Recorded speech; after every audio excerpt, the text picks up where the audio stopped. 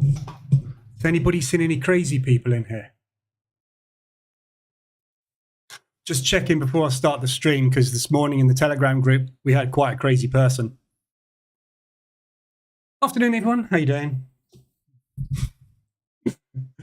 Sorry, I'm a bit scared. Some people are a bit crazy. If you don't know what I'm talking about, go in the Telegram group. Mental. Anyway, excuse me. How are you doing? Where is everybody?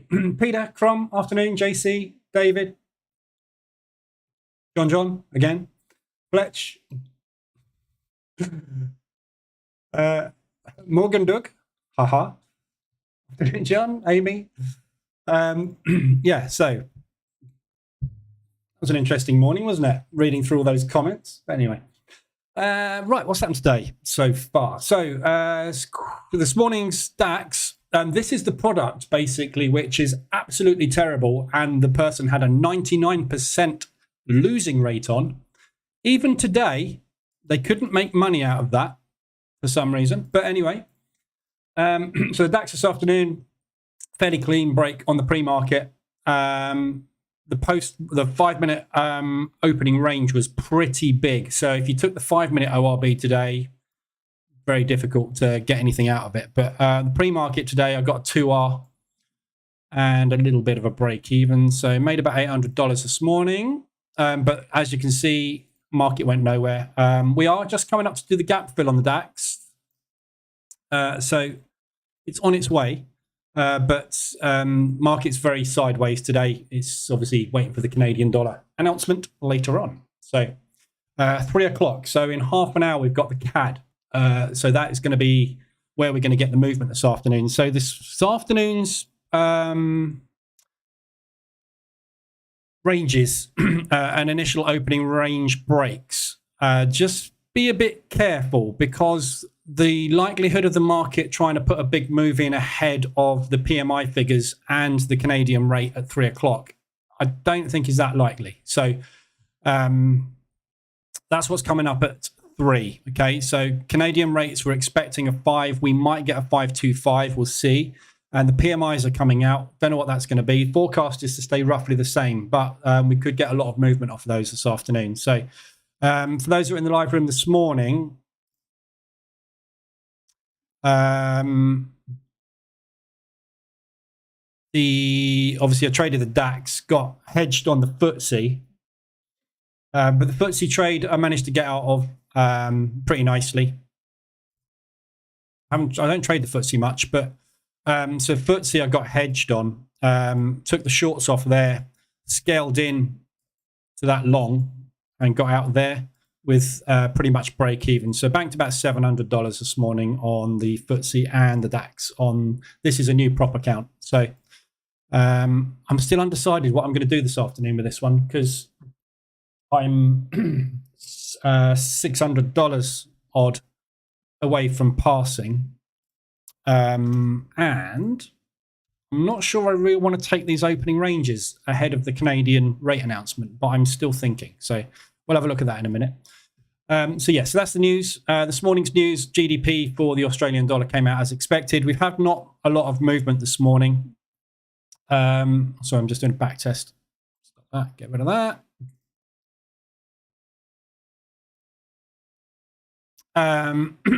So I've banked 0.67% this morning.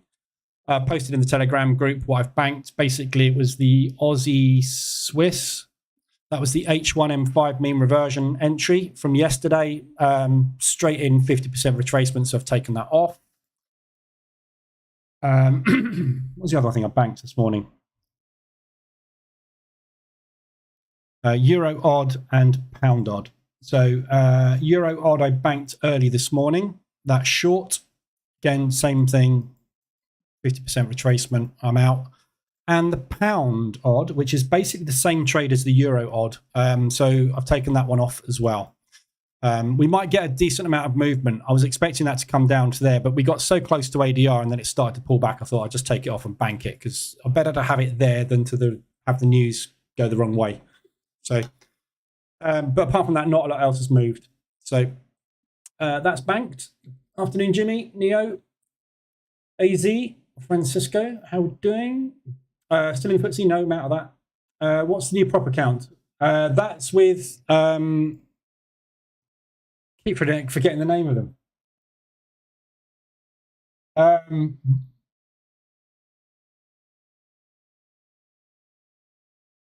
Not Apex, it's the other one, Alpha Capital. So it's these guys. So I'm trying these guys out. I've had a good look through their Discord and stuff. They look like a pretty good firm. They're MT5 only. Prices aren't great, not bad. They're pretty much the same price as my Forex funds. Trading conditions are all pretty much the same. The only thing is they're MT5 only. So, and they've got their own brokerage, which is the same as my Forex funds, but they are based in the UK. So the CFTC won't come after them, but we have got obviously regulators in the UK as well. So, so yeah, not sure about them.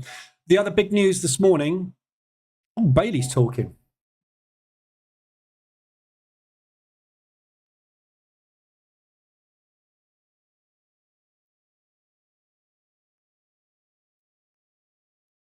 This wasn't forecast. Doesn't look like anything's been said important just yet. So Collins came out this afternoon as well. We've got 2 minutes to the open.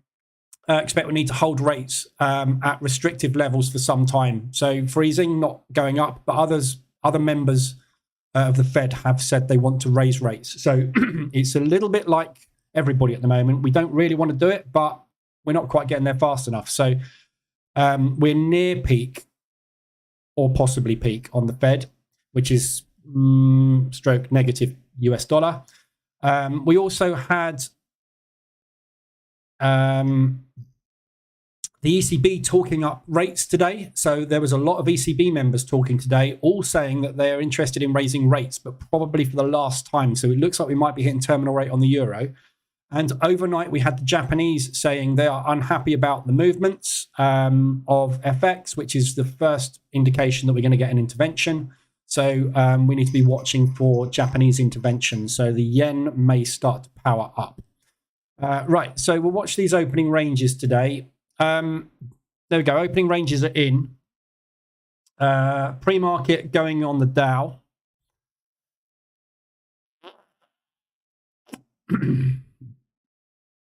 I'm not going to take them on the funded account. Should have taken the Dow short. Never mind. I don't think, because I'm concerned about a whipsaw basically ahead of the Canadian and the PMIs. Looks like the market's dropping obviously at the open, but I'm so close to passing that evaluation. I want to wait for a proper open, really. So I'm going to trade the DAX tomorrow morning. I've already made $700 on the account today. I've got to trade 3 days, and I'm on day 3 tomorrow. So if I can get a good break on the DAX tomorrow morning, that passes the evaluation and I can stop. So rather than risk it on what could potentially be a bit of a dicey open, I'm going to leave the funded account until tomorrow. So on this account, we're short DAX. Haven't taken the pre-markets on these two because ranges were too small. Somebody's been asking me about this version of the EA, the hedging EA that I'm building, which wasn't meant to be a hedging EA. It was meant to be an analysis EA, but it's kind of turned into I'm running down a rabbit hole into hedging, which is because it's pretty effective. Asking about when I'm going to release this, and I haven't really got any plans to. So what I might do, because I'm using it in here every day and everybody's seeing it, they obviously want it. So what I might do is release it as a development EA, so that if people want it, they can have it, but on the understanding that I am still developing and changing this. So it is going to be an evolving project, but I don't like to release things before they're finished, and I like them and I want them to be what they are. But a lot of people want it because they're seeing me make a load of money with it. So I need to get it to a point that it's right. It's not quite right yet. There's some bugs I need to fix. There's some bits that it needs to do. But I'll have a think about that and maybe get it out in the next sort of week or so. Because as at the moment, it's working pretty nicely as I want it to. I've added some extra features and functionality to it, so it now draws in the pre-market highs automatically just before the open. So this is the Globex session high for US indices, and obviously the pre-market move before the DAX. It automatically draws in yesterday's high and yesterday's low as well, and it also draws in ADR as well. Not this version, because I've just fixed it, but the version that I've got now, which I've been working on this morning, draws all ADRs in automatically as well. And it's also now storing the risk reward levels that you can see here. So on the Dow, these risk reward levels are now stored as variables. What it means is that we can, instead of using TPs, so at the moment, the way it works is it uses TPs. So it sets TP targets fixed. What we can say is actually, when we get to 2R, don't take it, start trailing. Yeah, so I needed those stored as variables to do that. So what I want to test is the effectiveness of not actually taking profit, but when we get there, start a 1R trailer rather than taking profit. So there's lots of things I want to test, which I've needed to recode to make sure we've got the data in there. That looks like it's just coming down to a level. This line I've drawn in here.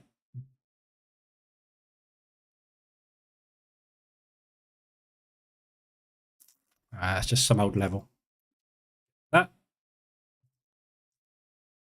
So we are broken to the downside on the Dow. We've got 1 minute to the close of these candles. Fairly big opening cash balance gone in today across the board on all of these. So we'll see how big this move is. Ooh, if you took these pre-markets, you're doing okay today, I think.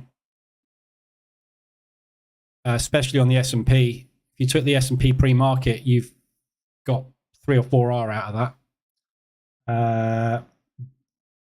NASDAQ and the Dow 1R. We'll see how big these ranges are. Somebody's just posted a picture of me. Somebody screen grabbed me. Good job. Yeah, just watch this 5 minute candle going in, and then we'll see what happens. But I'm not expecting any directional movement really ahead of the news at 3 o'clock. So we'll see where we go. If I can grab a 2R out of this before the news, job done today. Okay, so there's the 5 minute ranges in. Going to be trading those 5 minute ranges. Slow execution there. So I get the feeling we may well hover inside these ranges, but we'll see where we go. Might be a bit of a hedgy day today. So if you want to today on the indices, obviously at 3 o'clock we've got 2 major news events coming out. So one thing you can also do with the opening range breakout EA is you can set a range to trigger at 3 o'clock, so that you can take a range, whatever range we build here, you can use that range as a breakout at 3 o'clock, because at 3 o'clock we're likely to get a big news spike. But the problem with that is obviously slippage. You will get slipped quite often on news, depending how fast it moves, of course. So gone short on the S&P as well. Looks like going to get triggered short on the NASDAQ. So yeah, so short all indices. So we'll see what happens. But Pound odd has just hit ADR as well. So with ADRs today, we've had the Euro Swiss early this morning. I put a note in Telegram to watch this one. This is basically the ECB talking up the euro. So we've had lots and lots of ECB news this morning, all bullish. Casimir, preferred option would be to raise rates by 25 basis points next week. One more, likely the last rate hike is still needed. Before that, we had markets are underestimating the chance of a September rate hike, i.e. you're not being bullish enough on the euro. So, of course, the markets reacted this morning and ran the euro up. So there is a potential we might get a run on the euro for the next couple of days into next week, because the rate announcement is next week for the euro. So euro rate is on Thursday afternoon, 4.25. So they're forecasting now potential 4.5 on that. So Just be aware of that. So be careful if you're trying to mean revert these euro pairs, because these might just go into an accumulation and rally back up into these highs. Might get an RSI extension off of them. Pound odd has just hit. So that's the one I got out of. Why has that pound just come down? Oh, Bailey's talking the pound down. Members don't know how they'll vote in September. Undecided. Not good for the markets. Money supply is not good. Short-term inflation gauge. Yeah, blah, blah, blah.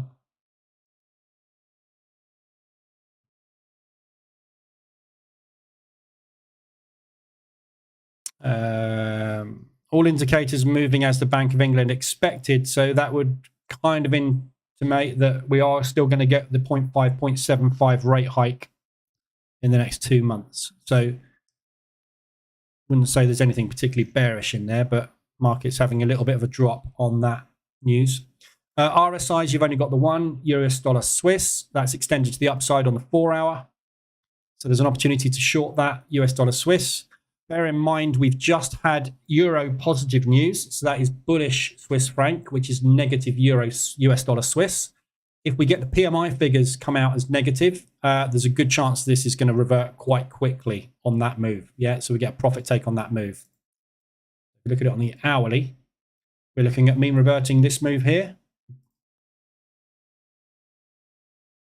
So potentially pulling back down into ADR, or potentially that propulsion gap is the obvious spot to pull back into. But we might get stuck at those highs as well. We will see. So that's all you got on the dashboards, not a lot else at the moment. Just see where we're going on these.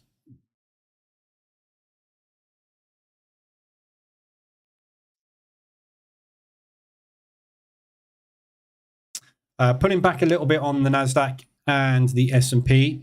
Dow is still rallying. We just got a new lower low gone in the Dow. Although that is pulling back as well at the pre-market lows.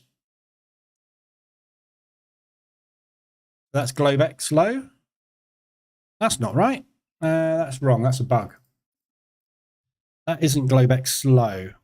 So that's not working. Why is that not working? It's using the opening range candle. Okay, that needs to be fixed. That should be the Globex low. That's drawn in wrong. Okay, 5-minute candles closed. We've got a big propulsion gap there. So see if we can get one more push down. Would be nice before that news comes out. Let me just catch up on the chat. Do you only check your news on Financial Juice? Currently deciding between Financial Juice and News Squawk. I only use Financial Juice personally.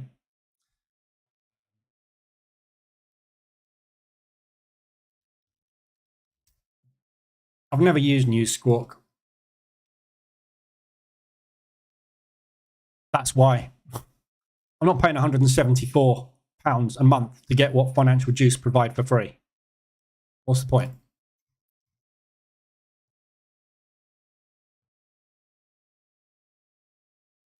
The thing with news, right? And this is the reason I've never paid for any news service. The news is there for me to understand what market sentiment is and to identify why something's happened. Yeah. So if you get news squawked at you by News Squawk, the second it comes out, in Financial Juice, it will be there roughly the same time. That doesn't help you because the market will have already reacted. So you can't use news to start trades. Whether you get the news 30 seconds before someone else or not isn't going to help you in any way, shape or form, I don't think. It's there basically so that I can see, right, what the hell's gone on overnight? Has Japan been talking about intervention? Oh, we've just had a massive spike. Why did that happen? Oh, right, it's because Turkey's president has said something, blah, blah, blah. It's happened, yeah? Yeah, you're never going to be able to get onto that fast enough to benefit from that news. So I use it to find out information. It's not for me to trade. I'm not going to take a trade because a news event's happened. The pound's tanking at the moment. Why is the pound tanking? I come here and go, oh, Bailey's speaking. That's why the pound's tanking. Has he said anything important that I need to be aware of? that's all you can really use the news for. So I don't see any advantage in paying for a service when Financial Juice does it for free. So how I use it anyway. But how's my holiday? Very good, Jimmy. Thank you. It rained a lot, very hard for a few days, but we had the rest of the days were hugely sunny and fantastic. So all good. Wasn't impacted by flights or anything. So all went pretty swimmingly, apart from my youngest getting the vomiting bug, which was lovely. 2 days before we left. So he decided to projectile vomit all over his floor and come into our room at 11:30 at night after we'd been to the bar going, I've been sick. Apart from that, it was great. Hopefully you're not eating your lunches. Sorry about that. I want to learn the ORB so bad, but I've gotten perfect the MRA first. It's actually so annoying. So if you are getting on with position trading, just use position trading with the market reversal alerts EA. You don't see me doing anything in here, do you? Position trading wise. Aussie dollar Swiss, New Zealand dollar Swiss, Swiss francs on the march. Rallies on, or drops on the Swiss franc rather, I should say, not rallies. It's possible we will get a tick up in inflation. Ooh. So yeah, we got some, they're piling out of the Swiss franc at the moment. Very weak Swiss franc. So they are pushing money into something, don't know what. So pound's coming down fairly hard now, mainly because I got out of my pound positions earlier. But so drop on the pound, another drawdown control just done, eating away a bit more of my profit. So that's basically Bailey saying it's possible we'll get a tick up in inflation in the next release. So i.e. we are definitely going to need to put our interest rates up. That's bullish. Yeah, so this move in the pound that's going down at the moment, it's not going to stick. Hopefully we get negative PMI figures on that in a minute and we get a big pop. But that is in 15 minutes. ORB basically is something you can do while you're position trading. One of the reasons I started looking into the opening range breakout, it's a strategy I traded probably about 10, 12 years ago when I was trading stocks. And the reason I didn't like it was because it was too labor intensive and it didn't work for the timeframes that I wanted to, because I was rubbish at scalping. So this is before I learned about price action, before I learned about support resistance, before I learned about a load of stuff. So the reason I've revisited it was basically because position trading works really, really well and is very reliable and it's a consistent income. But when prop suddenly came about, I needed something that I could trade quickly. And this is what the ORB is all about. So ORB is great for making money quick, but it's not the sort of strategy that you're going to basically be able to, it's not the sort of strategy that you need to concentrate on for a long time. Yeah, it's the open of the market. You can see I'm getting hedged on all of these positions. We're going to stop out on the Dow. It's something that you trade for about an hour. Position trading, the market reversal alert CA just does that for me. I don't have to do anything. I sit here and I come in and go, right, these are the positions I'm in. I haven't got into any of these positions. My job is purely just to manage the positions. So you don't need to pay any attention to this. So you could put all of your time and your effort into ORB strategy and practice that, play around with it, use the EA to trigger you on different ways and see how you like it. And this will just carry on doing what it does. And all you've got to do is check this every 3 or 4 hours. It doesn't impact on trading the opening range breakout. This is just going to look after itself. If targets get hit, this stuff just gets put down there. Happy days. If stuff gets a little bit too deep, I'll deal with it. Yeah, but I only look at this. I mean, I'm always looking at it, but I'm only looking at this really every few hours just to see if stuff has moved. If stuff hasn't moved, it's a slow strategy. If stuff hasn't moved, don't need to worry about it. We can focus on, when I'm doing the ORB stuff, I'm in here concentrating on the open. I'm not looking at any of this. I'll come and look at this at a later stage. That makes money when the news moves the market, basically. When we get a decent move, when we get an ADR push, this is when you start banking stuff. Other than that, you're just waiting for the moves to kick in, aren't you? So, right, so hedged on the NASDAQ. survived that Dow drop. I'm very glad I didn't take this on the funded account today. Right decision. So I'm not looking for really any movement at the minute. We'll see where we go off the news. So hedged in at 1200. That's not hedged. That is short only at the moment. So just hedged on the NASDAQ at the minute. That's locked in 1200 loss. And I'll deal with that when we've had the news. Dow short, S&P short. So ideal for me would be in the next 15 minutes to get these down to somewhere I can close them and bank them, and then I'll just deal with the NASDAQ this afternoon. See where we go. Gary, afternoon, new to the channel. How many days do you look back on the ADR 10? So I use ADR 10. There's a video on my website, stroke YouTube, and the product page actually for the ADR reversal indicator. So if you go watch this video on that page, there's a link in the chat. That explains how I came to the conclusion of using 10 ADR and why, and all the analysis that I did. So I analyzed loads of data in spreadsheet form, and I basically tested a few different ADR variations. And the reason I stayed on 10 was basically because it's 2 weeks trading. So we're looking at the last 2 weeks of movement. So typically when you're looking, ADR is a measurement of volatility.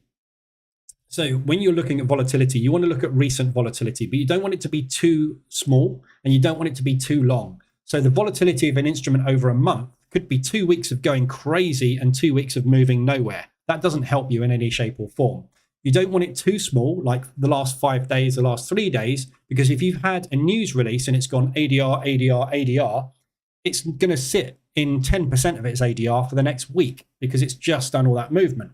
So you've got to pick a sweet spot, really, that kind of measures what we've been doing recently, but not too recent and not too long. So the last 2 weeks helps the ADR kind of expand and contract nicely. And this is why it's not an exact measurement. ADR is the average daily range, but it will pop over the top and pop underneath it regularly because it's constantly moving. But if something is on a trend, on a march, that ADR will be pretty consistent, and you'll see it will move no more than 5 or 10% over a period of a month. So that's why I use ADR 10. But you could use ADR 12, you could use 14, you could use 7. You will find there's very little difference in the results. And depending on how you use it, you can see how often ADR gets hit. 125 ADR Euro Swiss.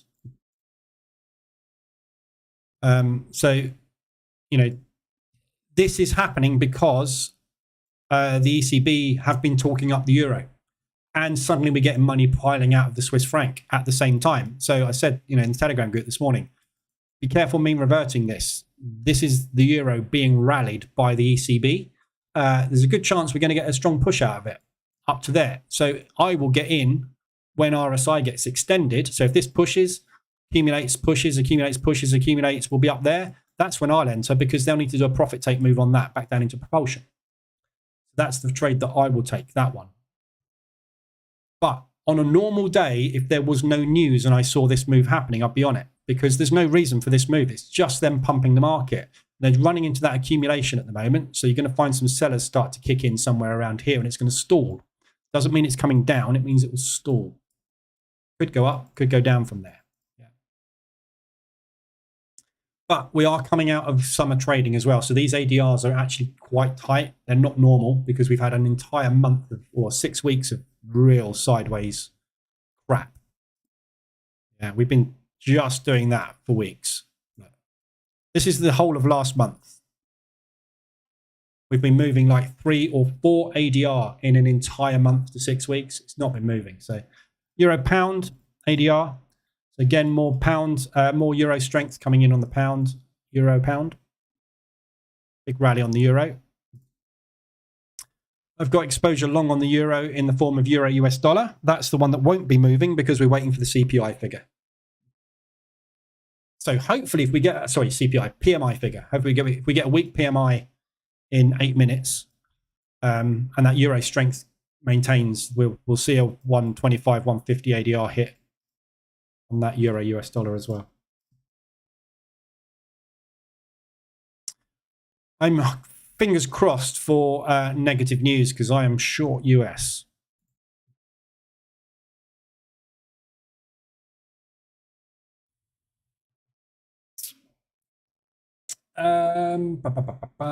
Morning, Jerry. Afternoon.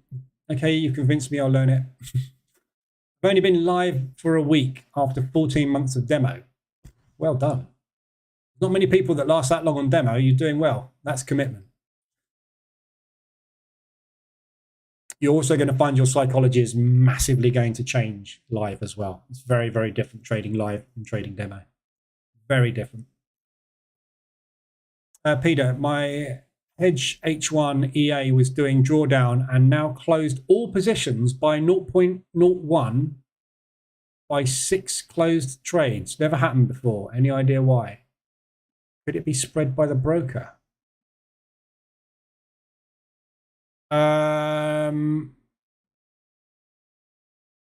No idea. The only thing you might want to check is that your VPS provider hasn't rebooted your VPS. If you've had your VPS rebooted, when it came back, it will have run through all the scripts in the EA and decided it needs to do drawdown control on everything again. Could be that. Have I tried any ATR trailing stop on ORB? I have. Didn't really do anything. Trailing stops will stop out. That's what a trailing stop is. So if you put a trailing stop on anything, you will get stopped out at your trailing stop. You're better off taking profit. And then if the market continues to go your way, then start putting a trailer on at a later stage. But ADR and ATR trailing stops get you stopped out too quickly. You miss a big portion of the move. It doesn't matter how you calculate your trailing stop. They'll all do the same thing. 5 minutes to the news. Afternoon, Emperor. I'm trying to backtest market reversal alert CO on MT4, but I cannot find good quality data. Currently backtesting on IGMT4.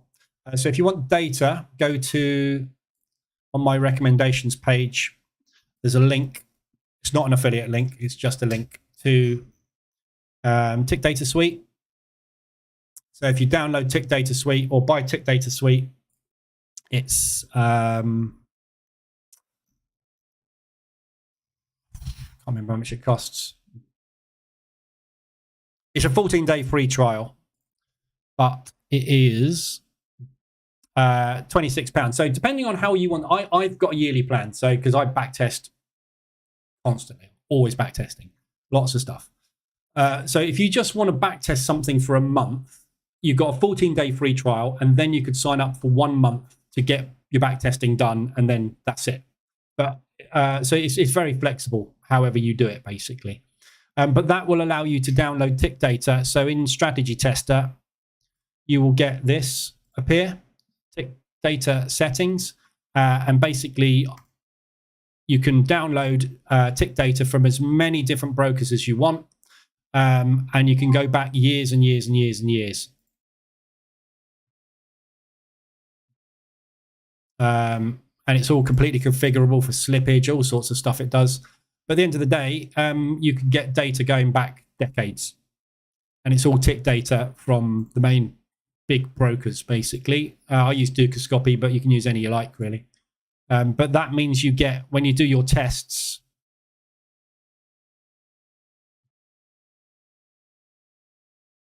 you get 99.9%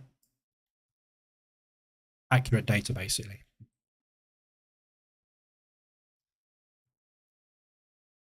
So there you go, 99% accuracy because you've got every single tick. Your broker will provide you a load of crap, basically. They always do.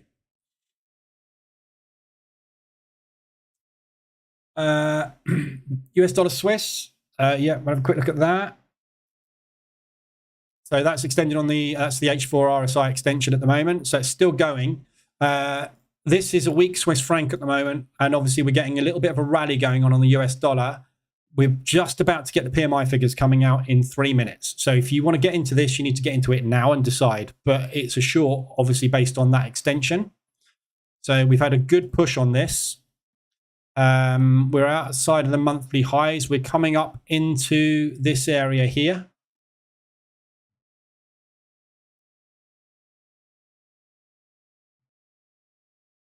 I mean, it's difficult to pick a level, but we're basically, this is obviously support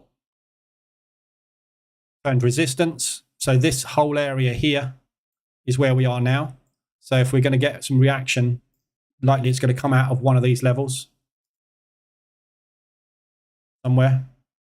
So it's a good looking short, extended. They'll probably want to profit take this at some point. So it's a good mean reversion.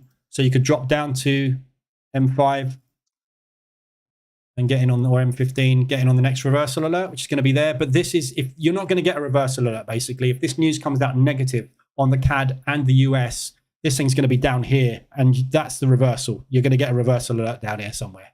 So you either get into it now, or you're basically going to miss this move. It might fly, yeah? We might get a big move to the upside. What on earth is going on with my buttons? Weird. Something's gone very weird.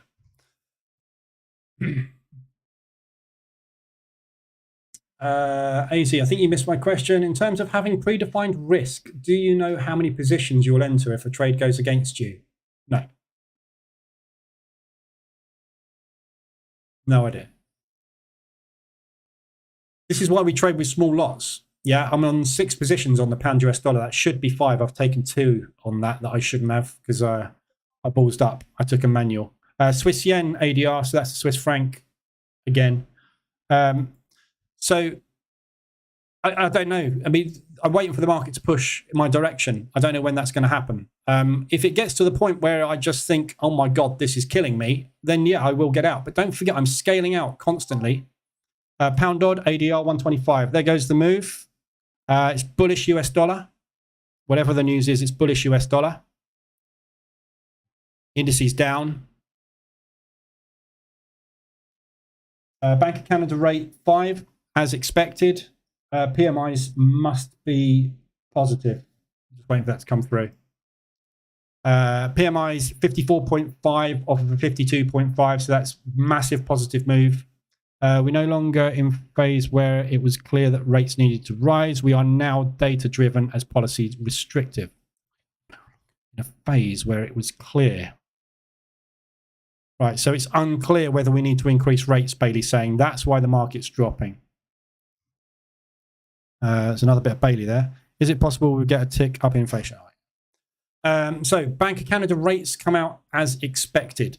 So 5%. 54.5. That's a big bullish move on the US dollar.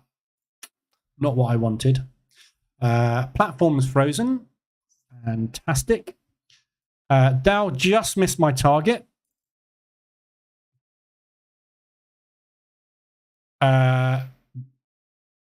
All coming down hard as you would expect on a bullish US move.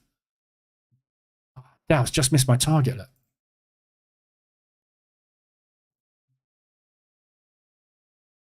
US dollar Swiss ADR. I'm going to lose. I'm going to get a load of drawdown control done on this because I'm completely the wrong way on the US dollar. So there's your ADR on US dollar Swiss. Oh, I can't believe that just missed my target.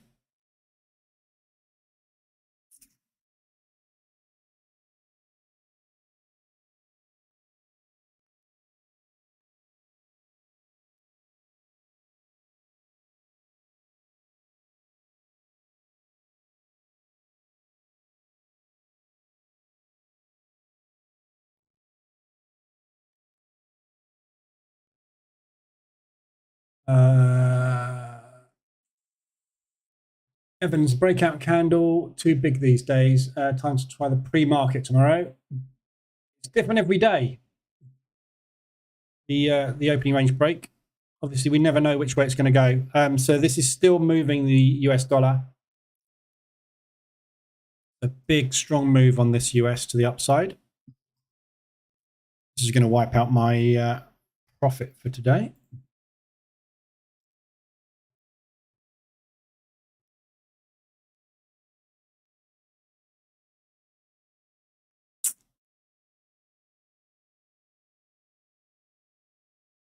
Come on. What are you doing, Dow?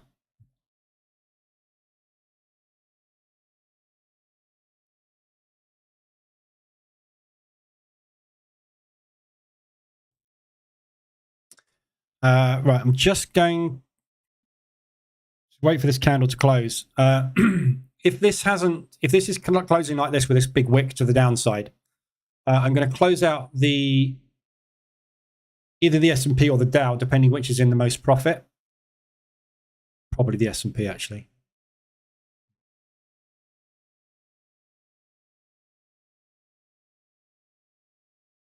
Two minutes, 1 minute left on this candle.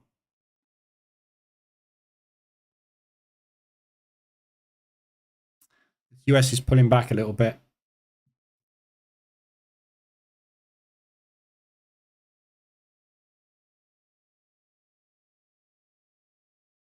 Just a whipsaw on the CAD.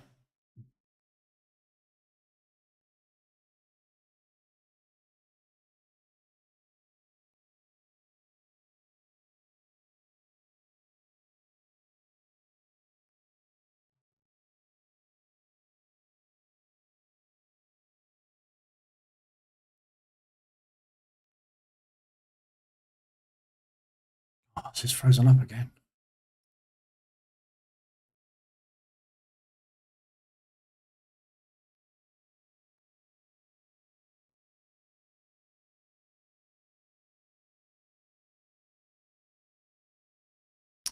Right, NASDAQ really coming down hard. The Dow is pulling back.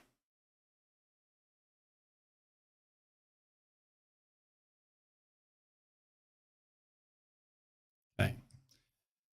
Oh, come on.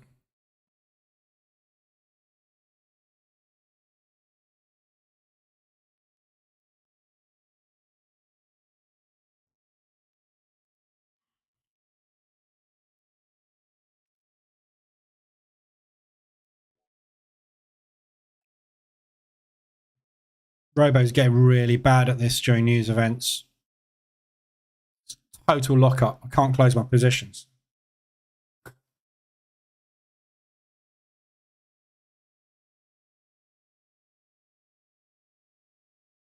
Come on.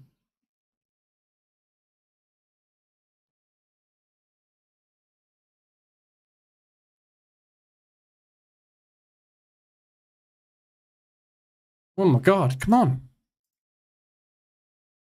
Bear with. Just refresh the server, see if we can get onto another server.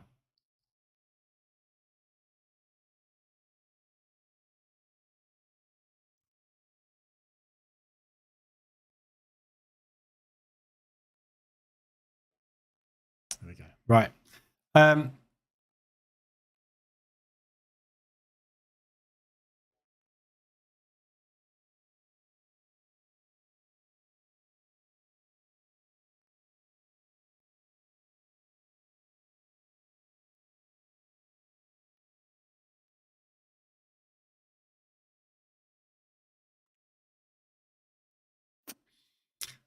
I'm just watching this S&P.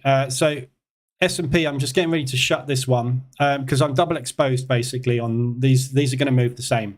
So what I'm looking for is an opportunity to exit this one. I've got $1,200 negative locked in there. I've banked 700 this morning there. If I can bank 2K here, that pays for that, which banks $800. So I'll be $800 up there, $800 up there. This one's pretty much break even. So I'm just waiting to see if the S&P can get a bit of a rally,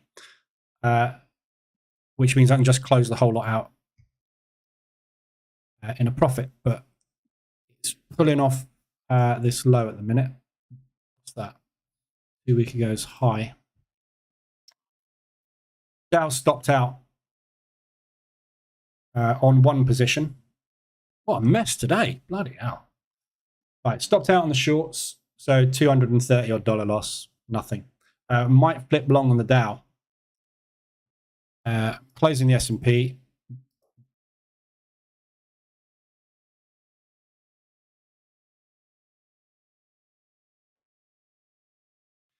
So banked $900 there. I've got 800 from the DAX this morning. 200 lost there. So I've just got this hedge to deal with.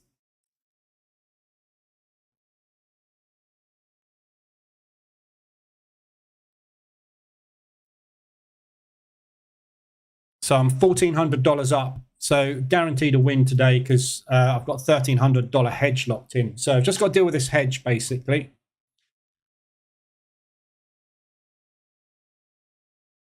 Okay, let's have a look at the FX market again.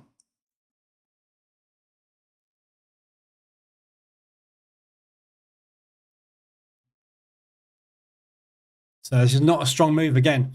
So when we get these moves on these positive news events coming through on the US dollar, literally all the market does is go, oh yeah, that's great. And then we tend to get that A-shaped recovery. If we get a negative news event, we get that bang, bang, bang. Market structure kicks in, they tank the US dollar.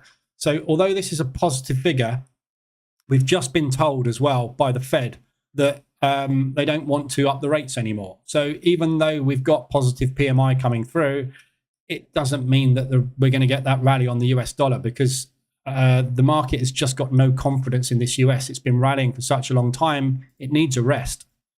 So I get the feeling we might see this get pulled back. We'll see what happens. Oil. I just want to cover oil as well. We looked at this morning. We've got that breakout. It's just pulled straight back into support and it's off. So we're looking at $95 a barrel for oil, which is up here. Yeah, so that's where we're going to be potentially running up to. Now we've broken out of that range at $84. So the range was there. So this is the range from the entire year. So going back to November, December time, we've been stuck in this range for the entire year. That massive run up into that high pulled back. We broke out of it. Yesterday, the Saudis announced that they're putting a cap on production. Russia announced it's going to extend its cap on production. So there's less supply in the market, which means prices rise. So we should be getting that rally now on oil. So as I said this morning, buy every pullback you see. Take every reverse alert to the upside you get. One just kicked in there, look, on the 15. So good looking buys for oil.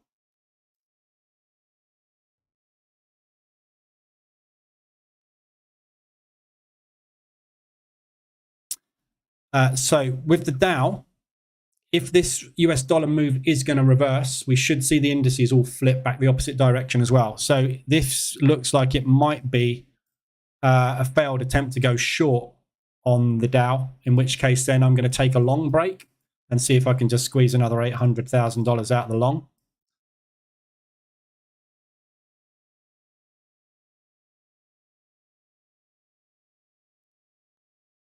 So upside, there's your pre-market high, the Globex high.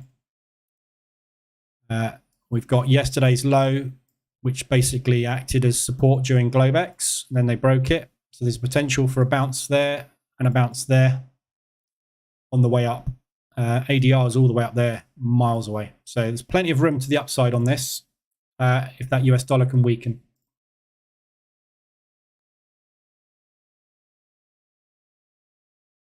So NASDAQ.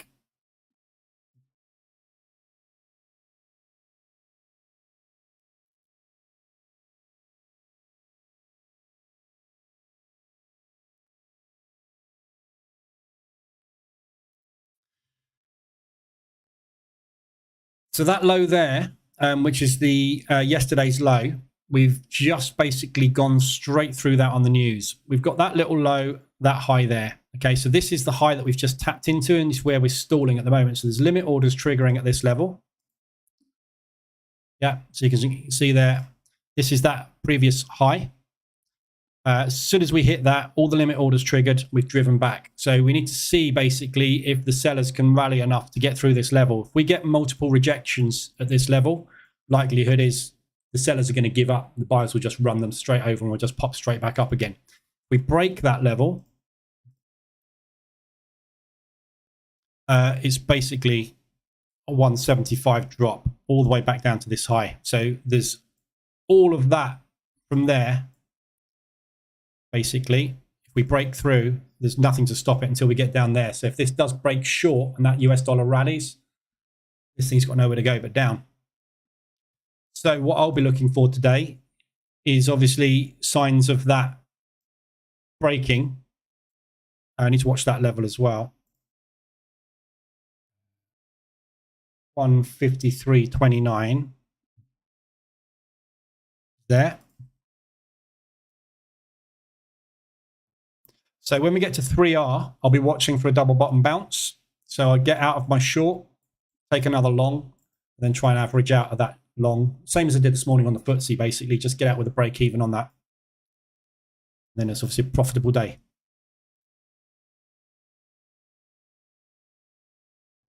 So we've seen a bit more rejection there. If anybody's got any FX pairs they want to look at, let me know. There's nothing else to analyze today because obviously we've got ADRs, but all these ADRs are being caused by the news and the Swiss franc piling out the Swiss franc. So there is mean reversion opportunities on all of these. The Canadian ones I would be a bit careful of. US dollar Swiss, so this is just the Swiss franc. See this US dollar Swiss, look, if you actually look at this move on the US dollar, that's it. So that PMI figure hasn't even caused an ADR hit. So that is not, the market is not happy with that PMI figure. You'd expect it to rally a lot harder than that if it was going to run. It's not running. Look, it's pulling back across the board. Second drawdown control down on the pound CAD. Wish I hadn't taken that second position yesterday. That was stupid. Never mind. Sometimes you do silly things. Also, is Tick Story Lite for free data? But I'm not sure how much you can go back with a free version. I don't know. I've never used that. There's lots of data. There's lots of tick data kind of providers out there. But the reason I like Tick Data Suite is it integrates directly into MT4. So it becomes part of MT4. So you don't have to worry about creating tick files, putting them in folders, mucking about. The whole thing is fully automated. That's what you're paying for, the simplicity. Basically, you install Tick Data Suite, restart your MT4 terminal, you come up and bang, all of a sudden you've got tick data. That easy. That's why I use it, just for simplicity. There's lots of different ways to get tick data. You can download it direct from your broker. If you've got an account with DOW&X, you can download, I think it's 5 years of data from DOW&X. Maybe longer than that now, 7 years or something like that. But you're going to have to muck about with files and formats, and it's just not worth the hassle. US dollar Swiss gap. Not on my broker. Oh, look at that. Really, that US dollar Swiss move completely undoing. These indices, I don't think are going to support this level. I think I need to be getting out of this NASDAQ. Short.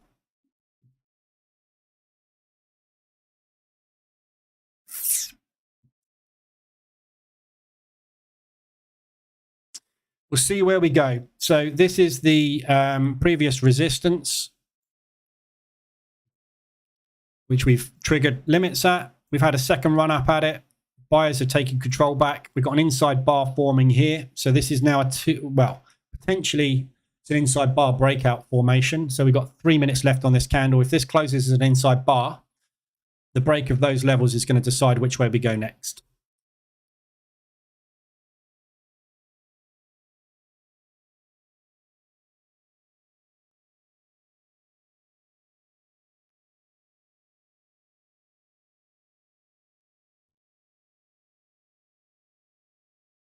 Okay, so we're putting in at the moment a higher low and a higher high. Start of a reversal. See if these guys have got enough power. We've basically got to break that whole level. All that selling that just came straight in off that US dollar rally, that all needs to be undone. Quite an uphill battle. David, if I'm using the market reversal alerts to enter a trade and have my TP set at half an ADR, but manually drag my TP on the chart to a specific price, would the EA accept my manual TP? No. So the EA doesn't pay any attention to anything you do manually. The EA, every single tick is going, so you've got it set at half an ADR for a basket. Every tick it's going, am I there yet? Am I there yet? Am I there yet? Am I there yet? If your TP's there and it gets to there and it goes, am I there yet? And the answer is yes, it closes. And obviously your TP is just deleted. The EA is a blunt instrument. It does not take anything you adjust on it is down to you. You can change it, obviously, but it does what it's told, and it is told to get you out at half an ADR. So if you set your TP at a third of an ADR, it's not going to go and ignore your TP and wait till it gets to half an ADR, is it? Other way around, if it gets to half an ADR and your TP is at 1 ADR, it's not going to go to your TP because you set it. It's going to just get out when it does. It does exactly what it says on the tin. It's stupid.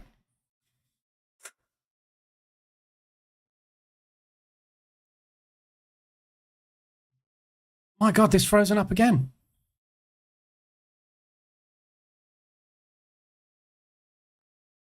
Oh, no, it hasn't. No, the market just slowed.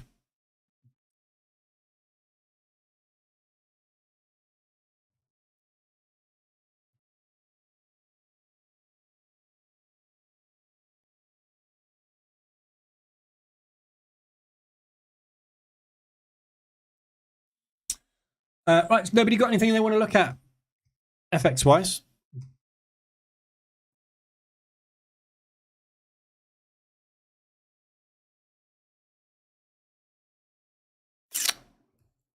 So that pound US dollar, that entry there. So one of these, this entry here was taken with the EA this morning there. I entered a trade manually yesterday because the distance between entries, so this entry here down to where the reversal was going in yesterday, wasn't quite 3/4 of an ADR, which is my distance between trades with the EA. So I took a manual position there. Oh, connection problems today. So I took a manual trade there basically because I knew the EA wouldn't trigger. And obviously what's happened is overnight we've pushed down in Asia and it has triggered. So the level that the alert was going to go in yesterday was somewhere up here, which was too close. So I took a manual when we broke that level. EA's taken the proper trade there. So what's happened is I've doubled up that position, as you can see. So the drawdown that you're seeing on this now is twice as bad as it is meant to be. So kind of classing that as an aggressive drawdown control position now, although it's too early because I'm only in like 1.5%. But so my manual, that's going to cost me a lot. So I'm going to leave that on for the minute.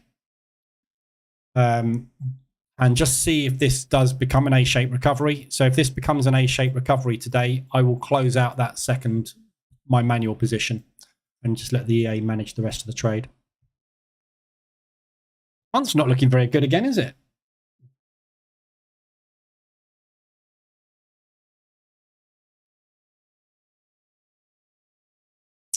Okay, so nice ball move on the NASDAQ.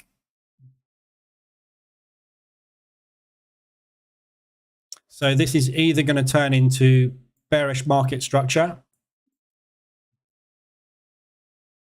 or this is the bounce point and we're going to rally. So just going to keep an eye on all these and just see what the price action is and see if we can get some upside momentum. It might be time to get out of the shorts on the NASDAQ. However, it is a little bit early. And I think today, to be honest, I've banked 1400. That's locked in as a hedge at 1280. So It's a break-even day at the moment as it stands. The risk I take is obviously if I close that position short and this does drop, I've then got to manage this long, which is going to go into drawdown. So I'm kind of not in any hurry to get out of this. Half of the beauty of hedging is it buys you time. You can just watch the market unfold and see where it's going. If I'm seeing the Dow coming down, the S&P coming down, and the DAX coming down, probably not going to want to shut the NASDAQ out, am I? I'm testing a new strategy using a fib on the previous day's candle, looking for price to revert back to the 50, 68, 78 levels and a 5-minute MRA. Yes, good strategy. Position trading that out the same day. Yeah. If you look at a daily chart,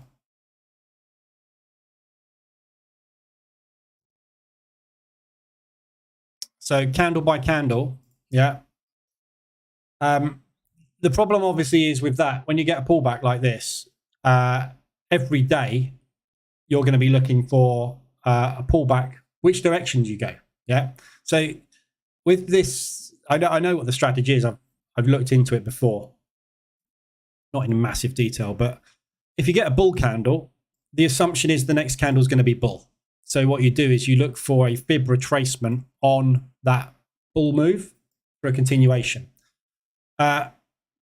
In instances like this, it's beautiful. When it starts to turn, you then have to start looking for pullbacks. The trouble with the strategy is whatever that candle was yesterday has got nothing to do with today's candle. Yeah, because it was a bull candle yesterday doesn't mean it's going to be a bull candle today. Because it's a bear candle today doesn't mean it's going to be a bull candle or bear candle the next day. Yeah, so the problem with any strategy that works on a pullback and continuation is you're assuming that whatever happened yesterday is going to be the outcome of today. If it's not the outcome of today, the strategy fails every time. So when you get a nice big trendy move, it's fantastic and you make a lot of money. So you've got to have a cutoff point. But I couldn't find a way to make it work personally. The best way to use a fib is when you have a move that you've confirmed is over. Yeah. So for example, that's too soon. So that move from there to there, when that is now making a lower low, you know you're in a pullback. So you look for somewhere in this move to get a pullback. So the actual pullback there was 50%, and then it rallied. The pullback on that was 61.8. The pullback on that was 50 to 61.8. Yeah, so you need to have a movement. The problem with trading intraday is that is just one small segment of a move. So it's a lot harder to make it work because you're trading chop. You're trading M5. M5 is chop. Yeah, you're trading intraday chop. You can go absolutely any direction. So you have to have the assumption that price is going to move in one direction, and it has to be the assumption that it was the direction of yesterday. Or you could flip it on its head and go, well, because yesterday was a bull candle, I say today's going to be a bear candle. But what you're trying to do, predict the future. You're trying to predict what today's candle is going to be. You've no idea. So you know what I mean? So if you look at today on the pound US dollar, for example, yesterday was a bear candle.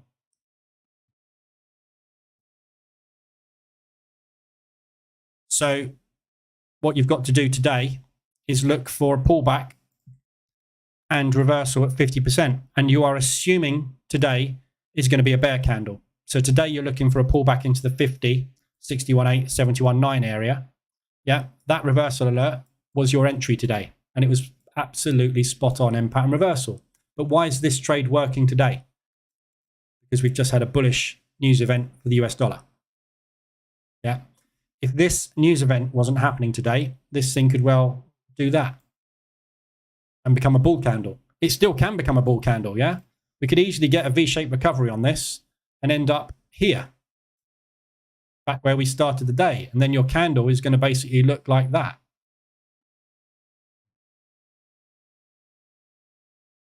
Bullish. Yesterday's candle was bearish.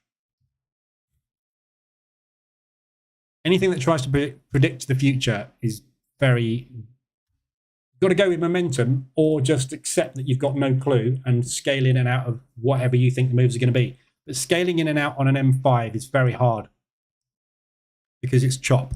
At least on the hourly, you have a structure in place, which is readable. Yeah. So if you were to trade a fib on this, I mean, it's very easy to do in hindsight, but you can see the fib pullback on that. Look, 71.9, 61.8, 71.9 retracement. Market structure. Market structure is based around Fibonacci movement. Yeah. Every time we get a leg down, we expect a retracement. This is the mean reversion. And then we expect a continuation leg. The mean reversion will be somewhere between a 38 to a 61.8 retracement. But you can't do that on M5 because it could go sideways for 4 days and then decide to move. It goes sideways for 4 days on a daily chart. Doesn't affect that swing, does it? But try it. If you like it and it works, carry on. I've never tried position trading intraday. Actually, I know I have. That's a lie. I've tried position trading intraday. I don't do it. You can probably figure out why, because I got slaughtered loads of times. I got loads of times where it was massively profitable, but then I got tons of times where I got slaughtered. Where you will get slaughtered with that strategy are days like, or weeks, if you like this. Yeah. You will get killed in here to the extent where you will lose every day. Potentially. Yeah. It's basically a trend trading strategy, isn't it?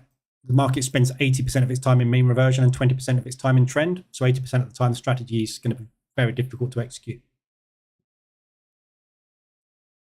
Peter, I will upgrade the VPS over the weekend with VPS Forex. They said it takes 20 minutes after when I open MT4, so the EA will pick up from where I left. Yeah, no, so basically when you shut your MT, you have to shut your MT4s down. If you're on a VPS, you have to either save your profile to make sure that if there is a terminal shutdown, your profile is saved, which it sounds like it probably has. Or you need to shut your MT4s down before the reboot happens. But basically, check with your VPS provider and make sure that auto update is turned off. That's the key. Thanks for the subscription, Raphael. Welcome aboard. David, right. That's what I need to figure out, the cutoff point.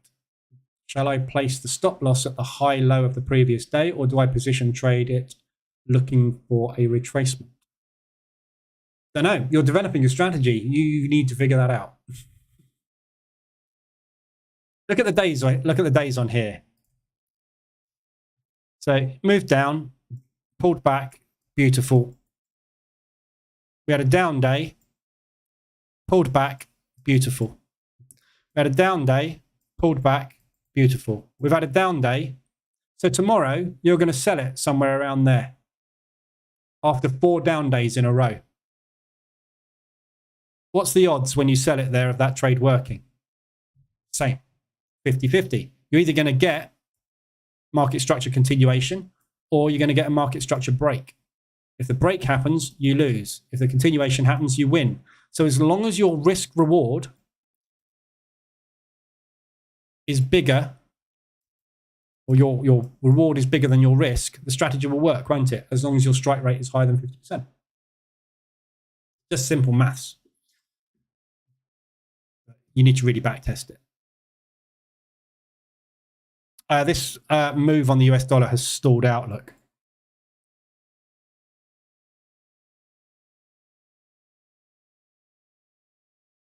So we haven't yet managed to make a new low. We made a new low on the NASDAQ, new low on the S&P. Dow is completely sideways.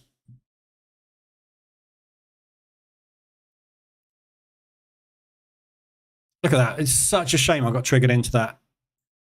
If that initial break had just not wicked out there and been clean, that'd have been a beauty today. But still a good day overall, but watching this level like a hawk at the minute. That's my next stop, 3R. If this doesn't hold,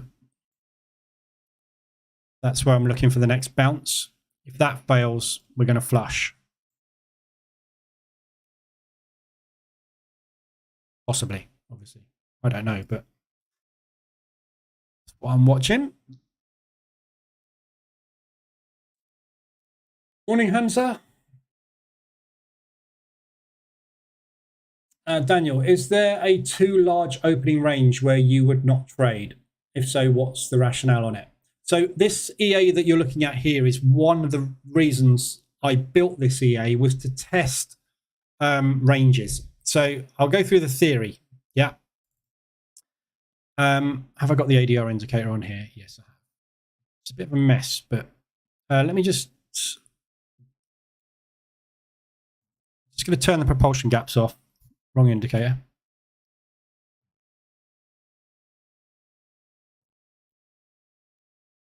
So it's a bit clearer. So the rationale behind my testing is this. Yeah. So there's ADR.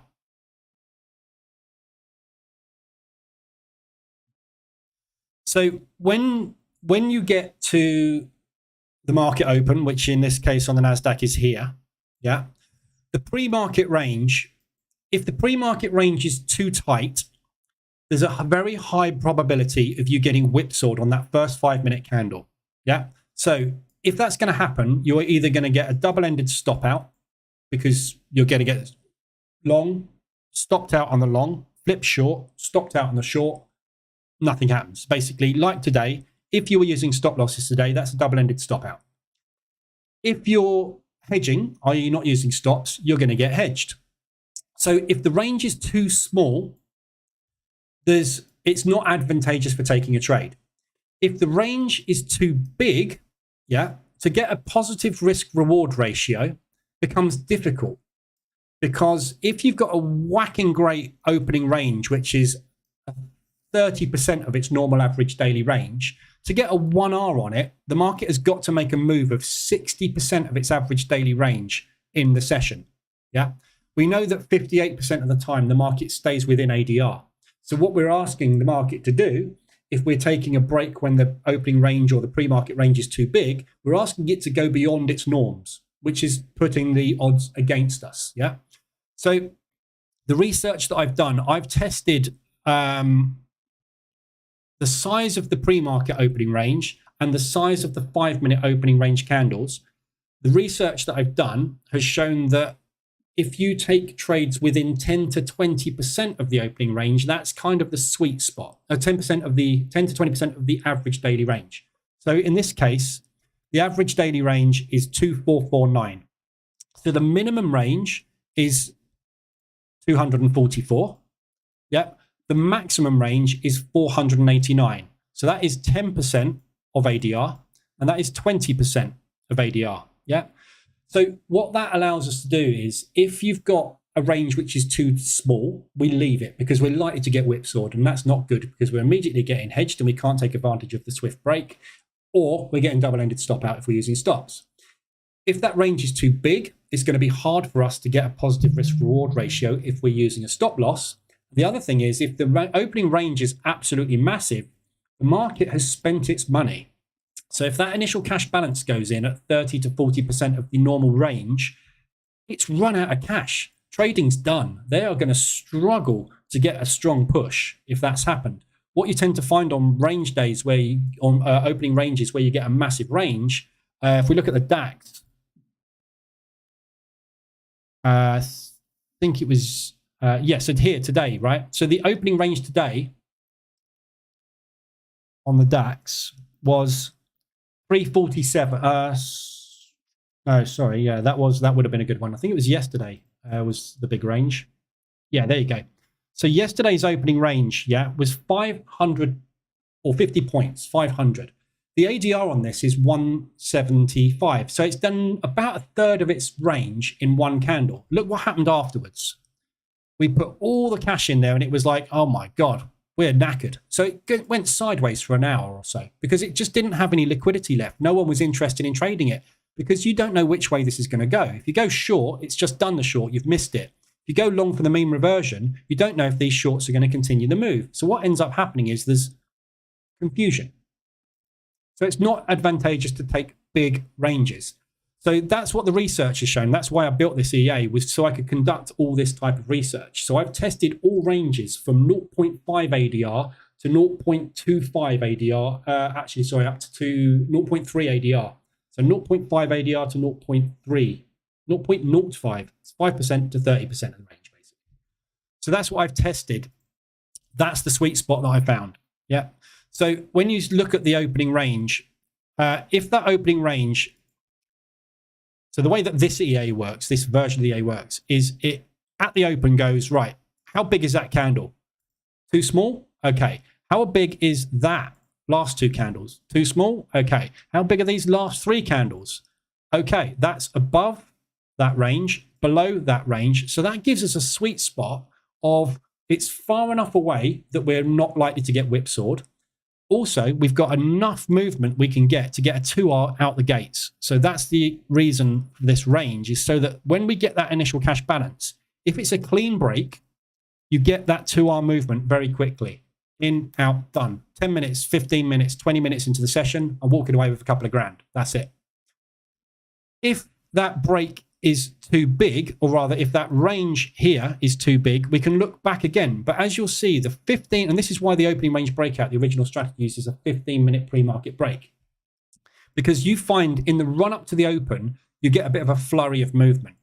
There's pre-market orders going in. So that pre-market range, often you'll find the movement before that falls within that 15-minute range. Occasionally, you will have a move that goes like that for half an hour. So we will look at that candle, that candle, that candle, and then if we need to, we'll go back. If we don't find a range that's correct, we just will skip it. Yeah. So that's basically the theory behind it. So 10 to 20% of the opening range seems to be the sweet spot. That also doesn't mean that you're not going to get perfect breaks on shorter ranges. So for example, here today on the Dow, that's your 5-minute, 10-minute, and 15-minute range. Now, it didn't take the 15-minute range because it was a bit too tight. It took the 20-minute pre-market range.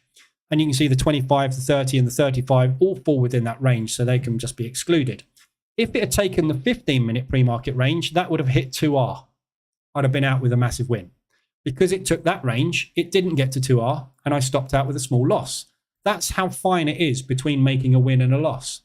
There is no right or wrong. It's just that we know that if you get a certain, if it's too small or too big, the odds of you actually getting that break quickly enough to make money out of it are reduced.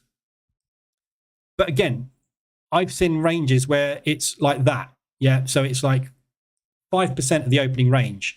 And the candle opens there and it goes bang, bang, bang. You would have got 20R out of it if you'd have taken it. But that's a minority. Sometimes you'll get those breaks and you go, ho ho. Other times, and the majority of the time, I'm talking over 60, 70% of the time, you will get hedged on that or you'll get double-ended stopped. So it's not worth it. The risk is too high. And overall, the long-term reward is no better. All that will happen is you'll have much more frustration during your days if you take too tight ranges. Yeah. So this is partly, as I say, why I've been developing this version of the EA, to test all these theories and just to basically come up with a checklist of, over a period of 3 years, if you'd have done this, it wasn't as good as doing that. If you'd have done this, it wasn't as good as doing that. And if we just take all the best elements out of the last 2 to 3 years worth of trading, you'll come up with something that will work the majority of the time. It's never going to be foolproof. And as you've seen here, I will interact with it wrongly as well. So the EA, and this is what this guy in the Telegram group this morning was moaning about and shouting and screaming and swearing about, was he put the EA on the chart, hadn't bothered to do anything with it, hadn't tested it, and it just made loads of losses. Of course it will. It's not there as a holy grail. This is suddenly going to make you £1 million. It's there to automate a strategy we know that works, but you need to be able to see price action. I'm looking at this level now going, this is stalled here. I need to be getting out my shorts. I'm making that decision. The EA could look at this level, but then again, if you teach it to look at that level, why not teach it to look at that one, that one? Yeah, where do you stop? Which one do you pick? You've got to use your head as well when you're trading. And there's never going to be a right and wrong. I shouldn't have got out of that. I should have let that run down to 2R and I would have won today. I didn't. My fault. I still banked $1,000 though. The reason I made that decision was because of what happened this morning. The EA can't make that decision because it doesn't know if I'm happy with that or not. Yeah. Now that I've banked that and taken some of that off, I'm sitting on $1,400 with $1,300 hedged. Now, the EA may well decide it wants to close that position and go long, but it doesn't know that I'm sitting on $1,400 of profit at the moment. Yeah, there's so much that goes into trading. You can't teach an EA to do it. It's a blunt instrument, but you can work on what the majority of the time something does. We know the majority of the time, if that range is too small, it gets hedged. Sometimes when the range like this is in the Goldilocks zone, it's not too small, it's not too big, it's just about right, we still get hedged. You can't win. You're never going to get it right because you don't know what's going to happen. I said today, didn't I, at the beginning of the live stream, I'm not going to put the trades on the funded account this afternoon, because I get the feeling we're going to go range bound before the news. What happened? We went range bound before the news. That's through experience. You can't teach the EA to do that. If there's news coming up, don't take a trade, because sometimes it will go down and it will be like that before the news comes out. Yeah, it's just, like I say, the purpose of this EA is to basically test scenarios, to come up with the ultimate, this is the best thing to do, and get the EA to automate as much of that as possible. However, if the EA falls short of my TP by that much, there, and there, I'm going to be looking at these P&Ls and going, that's 1,500, that's 1,500, that's 1,500. The EA will let these all run back to break even. As a human being, I'm going to bank $4,500. Yeah. The EA, and this is what people want to do. They want to stick something on a chart, go off and sit on a desert island and drink Mai Tais. Not going to happen. Yeah. There's nothing that can make these decisions. But we have got best case scenarios. And if you can automate the best case scenarios and watch them unfold, only intervene if you're happy to. Yeah. What do you need to earn a month? Yeah. If you get a prop account and you need to earn $5,000 a month, you get through evaluation 1, evaluation 2, and you get funded. First day of funding, if you put the EA on all of these charts and all of a sudden all breaks go in your direction, it makes $6,000. What are you going to do? Shut them, sit there, wait for payday.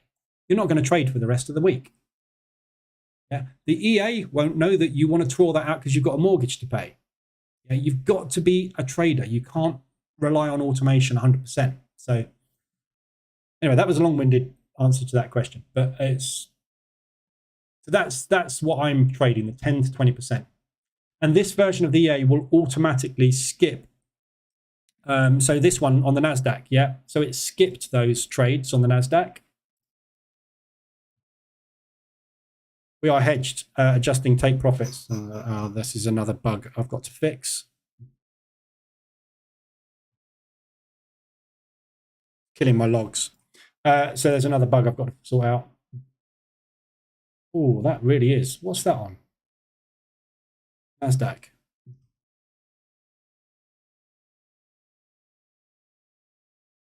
I'm going to take a screenshot of that because I need to fix that. That's going to eat up logs.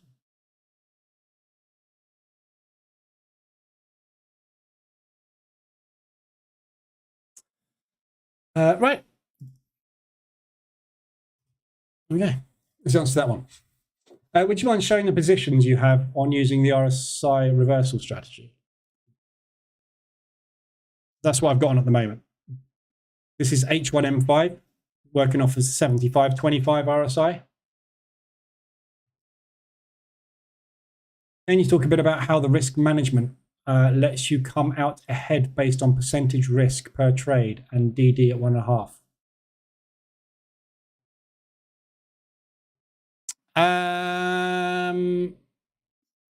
Well, there isn't a real answer to that question. I haven't got anything with 2 trades on at the moment.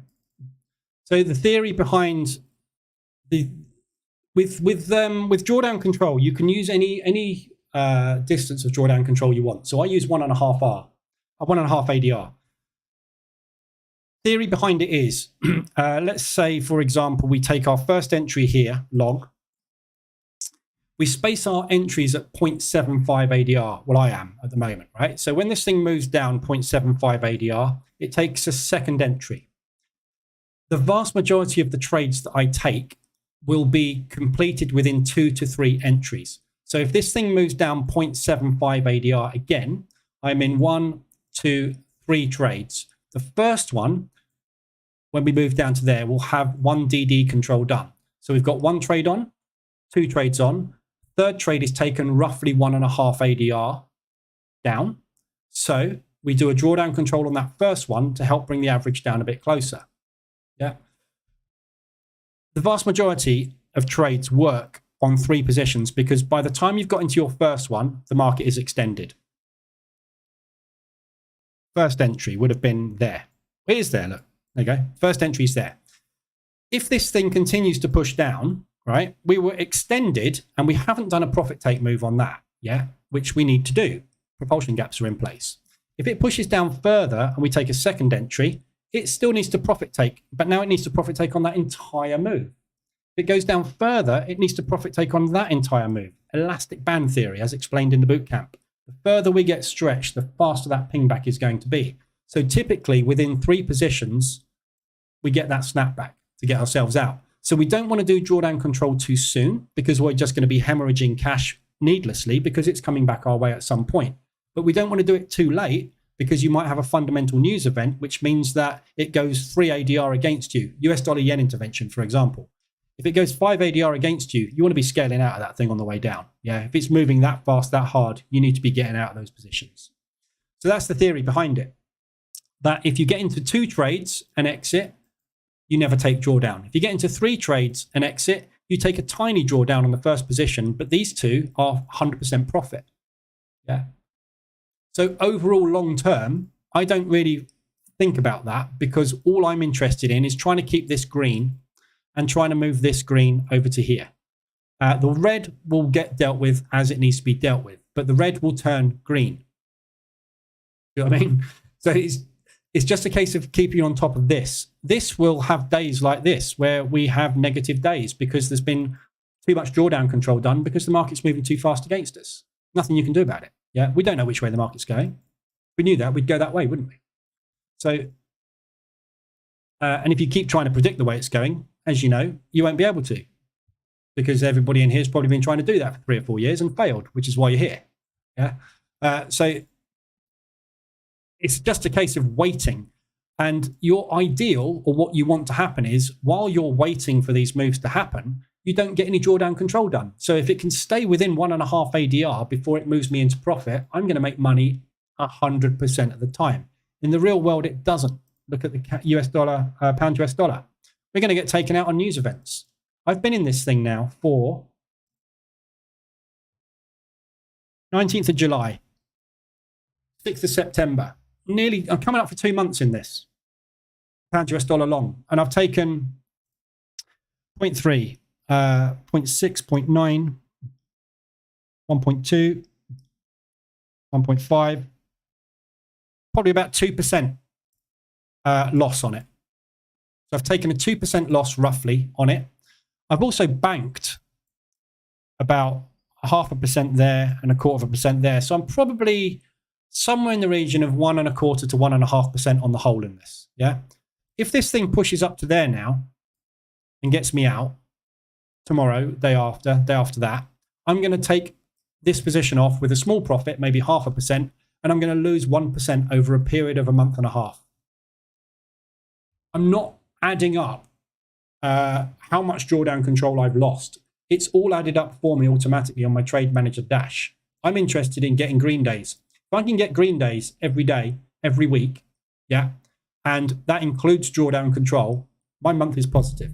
That's all I'm interested in. If I go, this thing owes me 1.25%, therefore I've got to get this move up to there to make back 1.25%, and I want to make 1%. So that is 2.5 by getting to that level there.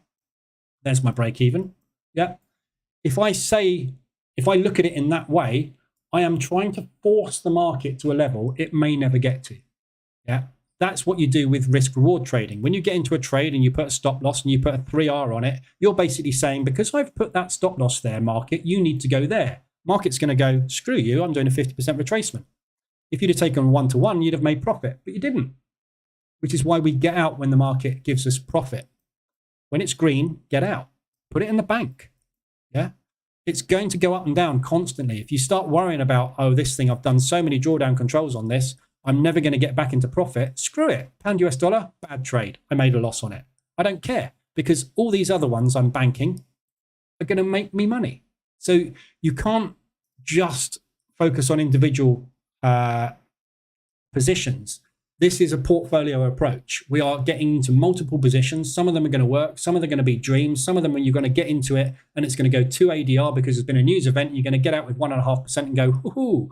Others, you're going to get out with 1/4%, 1/3%, 0.5%, 0.75%. Others, you're going to do drawdown control and be in it for 6 weeks. No idea. Just get in, get out, and bank the profit. Don't worry about it. Don't think about it. Just do the process, and the process will suddenly become profitable. But there's no rights and wrongs. Again, if you want to do drawdown control at 1 ADR, do it at 1 ADR. If you want to do it at 0.75 ADR, do it at 0.75 ADR. Your drawdown is going to be a lot less. But then again, your P&L is going to take a bit more of a battering. Yeah. If you want to stick your TPs back up at previous resistances, be prepared to be in this a hell of a long time. If you want to stick it in propulsion gaps, you're going to get out quicker with less money, but regularly. Again, it's just there's no rights and wrongs. Some months are going to be 25%. Some months are going to be, like last month, 7%. Just take what the market gives you. We're stalled at the moment on this NASDAQ. Everything else is kind of selling off, trying to. This US dollar move is not as strong as it would first appear. And this NASDAQ, this level, this previous resistance we looked at, that is holding. Good rejection there, look. I'm going to take an executive decision.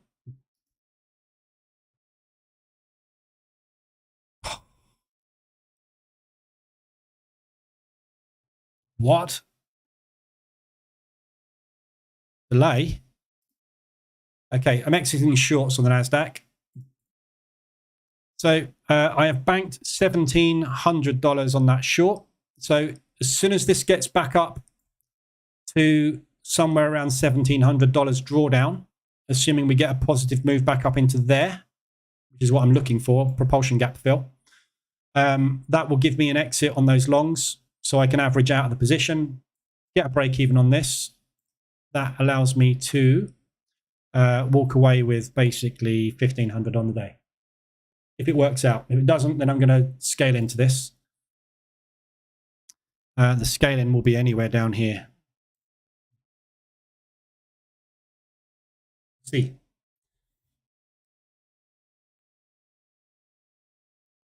$3.89 on ADR reversal so far this month. Good job. I haven't even looked at the VPS. Let's have a look at the VPS. I haven't looked at it since I came back from holiday, have I?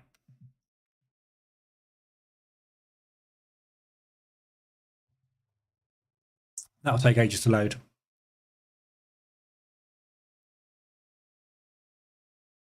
Whoa.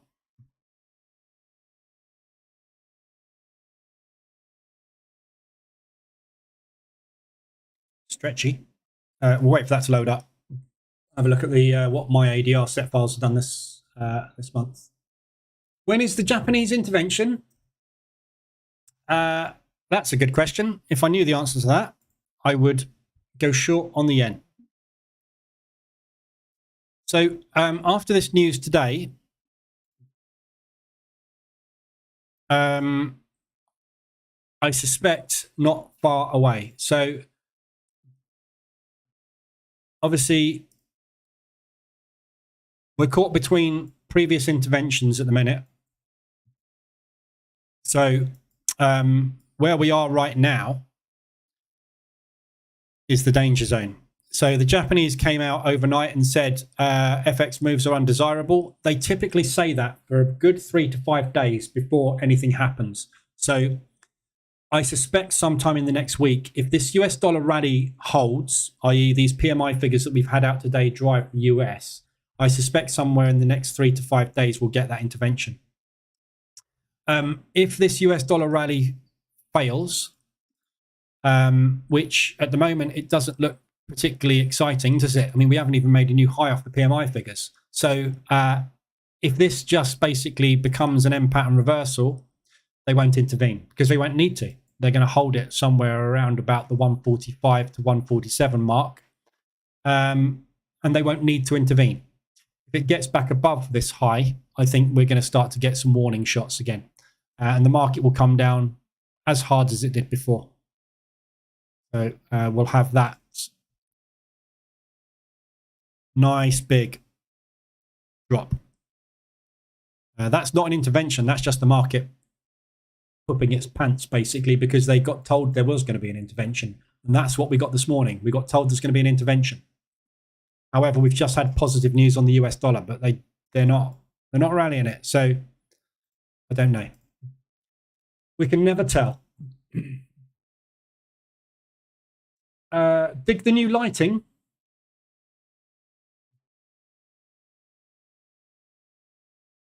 Have I got new lighting? I haven't got any new lighting. It's because it's sunny. That's all it is. It's because it's sunny outside. See, I've got the fan on. It's 30 degrees out there at the moment. AZ, I'm trying to figure out on that initial position. Say it goes 1.5 ADR against us 3 times. Each time we close 0.3, we've closed essentially that whole position.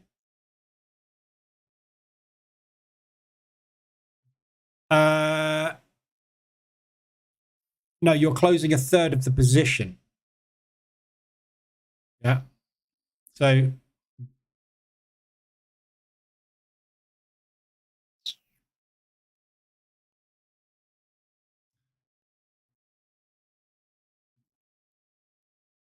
I'm just trying to find. I mean, if it's so let me just look at that trade there. So that one was 3rd of August at 1400.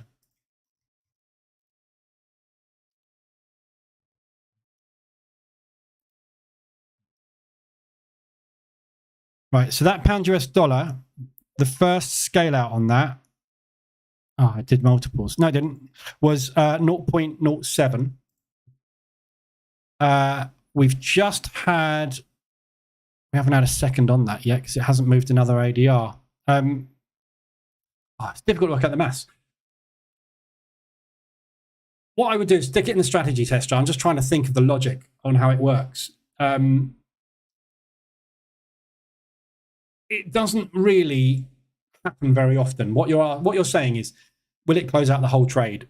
Doesn't really do that because it never moves that far before a pullback to actually get you out of the whole thing. Yeah. So I would just not worry about it. I think you're worrying about something that is going to be so rarely happening, you're not even going to worry about it. And the other thing I would say about that is you haven't got a choice. Just accept it. But if you really want to know, stick it in the strategy tester and do some testing. I actually can't remember the logic. I'm just trying to rack my brains as to the logic. It closes out 1/3 of the position, but it closes out 1/3 of that trade. So it will close out, if it's a 1, it will close out 1/3 of it and take it to a 0.7. If it then closes out 1/3 of the 0.7, it's not going to close out 0.3, is it? It's going to close out 1/3 of that 0.7. I think that's how the logic works. I can't quite remember. It's basically get me out of this thing slowly is what it's doing. I can't remember the exact way it works. Strategy tester will tell you.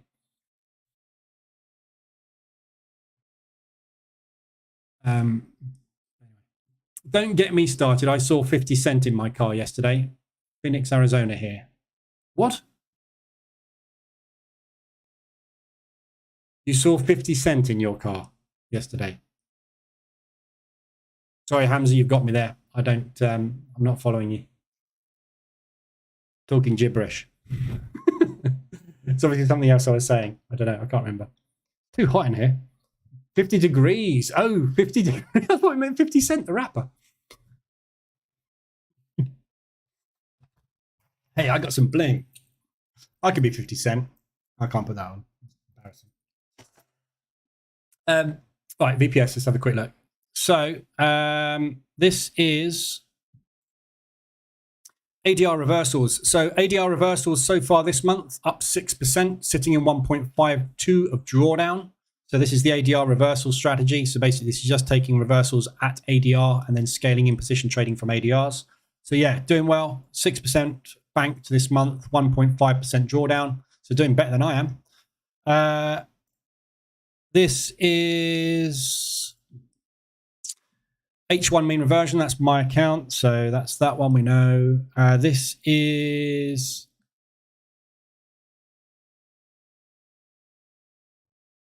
not doing a lot. No, this is the hedging set file. So this is banked nearly 10% this month so far. Not bad considering on the 6th. It's over 1% a day. Sitting in 19% drawdown. Again, this thing is always sitting in somewhere between 10 to 20% of drawdown because it's a hedging strategy. So it will always be in loss. But yeah, bank 9% so far this month. That's on for a good 30% month. H4 mean reversion. Banked 0.67, sitting in 0.32. So again, H4 mean reversion. I mean, we've had no... yesterday, I think was the first day we actually had an H4 RSI extension. We didn't. We only got 70s, didn't we? This is the thing. We're not getting any entries on H4 yet still. There's no H4 mean reversion trades. This is why I'm trading H1, because these H4s are, in this current market conditions, it's very hard to get extended on H4. So yeah, all strategies doing okay. So 0.67, 10%, a little bit, 6, so 15, 16, 17% or something this month. So far, not bad. The reason I'm thinking about this stuff is because I'm trading in the zone. Mark talks about having predefined risk, but Mark used the stop loss.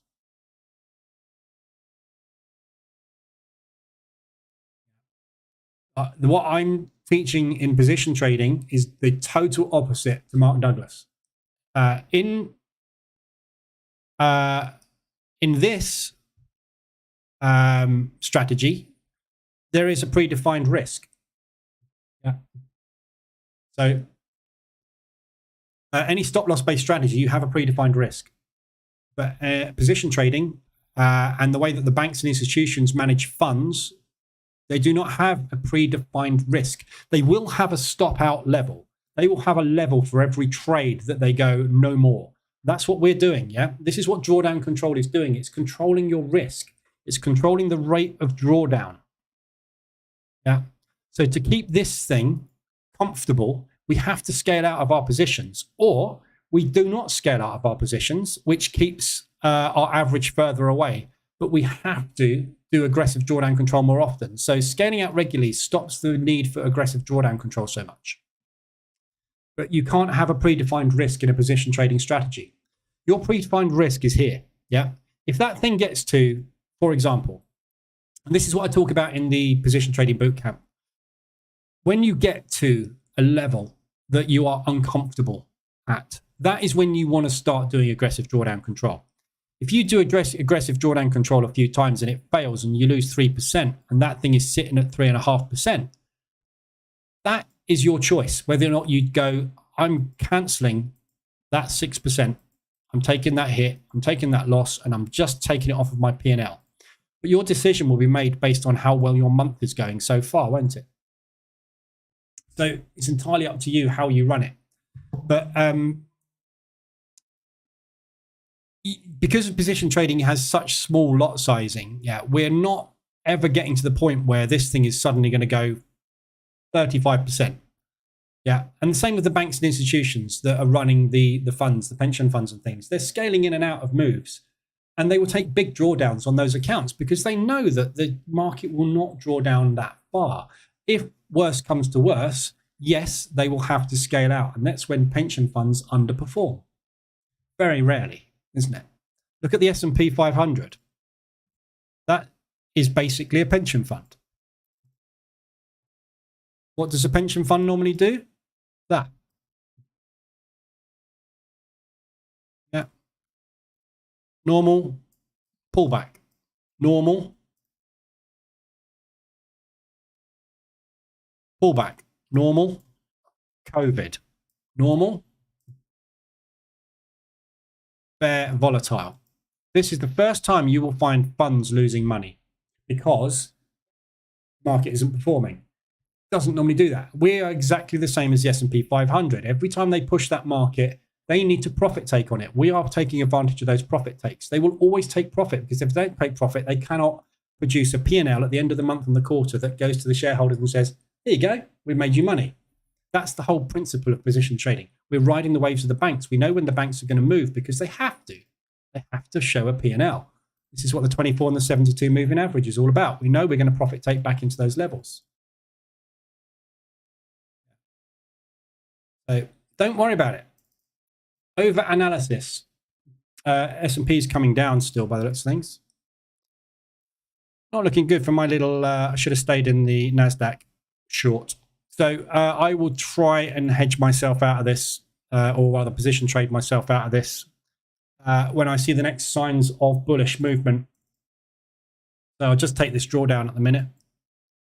And I will look to get a bounce out of there or ADR. So I'll be watching for price action at these levels, scaling to second positions with a view to getting out at a break even on them. But at the moment, we're selling off, which means the US dollar's rallying. Which means my pound US dollar is going into drawdown, potentially. No, it's not. So bad. Stalled out, look. Totally stalled out, isn't it? If this was a proper news event with the US dollar finding strength, this thing would have moved. Market's not interested. I think this thing will be back up here tomorrow. Fake move, I reckon. We'll find out tomorrow. Sagar, CFTC is suing my Forex funds. Yeah, that's old news.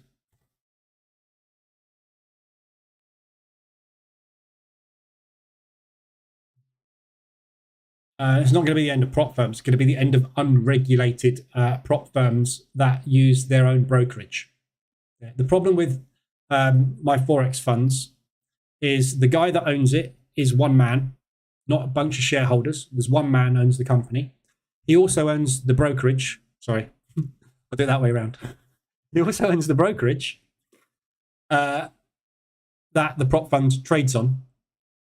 So he has the ability to take your money, give you a demo account, and then manipulate the price in that demo account to stop you out of all your trades. That is not acceptable. That's what the problem is. Yeah. So if you have a prop firm that uses a third-party broker, they are taking a fee for providing a demo account, but they are not able to manipulate the price within that. Therefore, you have a fighting chance of making those trades work within the rules. With my Forex funds, if you were funded and you were getting close to your drawdown limit, they could quickly spread you out of that. And you have got, who are you going to go to? The prop firm or the brokerage? They're both the same person. What do you think they're going to do? Turn around and go, sorry, you failed. Nothing you can do about it. You've got to prove that they manipulated price. There's a contract you've signed that says that they can manipulate price. You can't win. So that's just basically the situation. So if you use a third-party broker-based prop firm, you'll be all right. But I think there will be some regulation coming in on prop, which will be the end of a lot of prop firms because they won't want to get regulated. Yeah, like I said, I've said it all along. My Forex funds, on average, makes $21 million a month in evaluation fees. Yeah, I took money out of that market, out of that pot, but I didn't take anywhere. No one took anywhere near what they are making. That was their business model. Take 21 million, give away 5 million in people that have made money. Brilliant. Let's bank 15 million along the way. New house, new yacht every month. All the same. All the same. You're basically paying for a demo account. But as long as you know that and you know how to game the system, it's fine. There's very many ways to make money out of prop. Just people are trying to grow accounts in there. You're not going to do that because the systems and strategies won't allow it. Just not the way it works. AZ, I guess there is a point where you say, I'm in deep doo-doo. I've got to close out everything and take the, say, 20% loss and no gain. You'd never have a position get to 20%. You've gone massively wrong. If you've got one position that's at 20% drawdown, you've held on to something cascading out of control for far too long. I'm 6 weeks into the pound US dollar and I'm in 2% of drawdown. Yeah, you're in way too high if you've gone to 20%.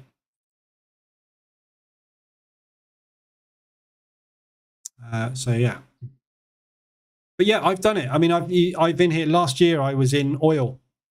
I started position trading oil last year. Was it last year? I think it was. Can't remember. And I got into a position trade and it took me to 9% or 8% or something, and I shut it. Second I shut it, flew up. Why? Because I knew they were going to profit take. I just couldn't hold on. That's the whole point of keeping your positions small. You've got to be able to hold on through the squeezes. Yeah, the market gets squeezed all the time. That's how it makes its money. You've got to hold those squeezes because you are part of the bank's move. So if you get in too big, too fast, your drawdown gets too high too quick, you will get out of that position before, just before, and it's always just before the move kicks in. What do I think of Trading in the Zone? Best book on trading psychology you can get.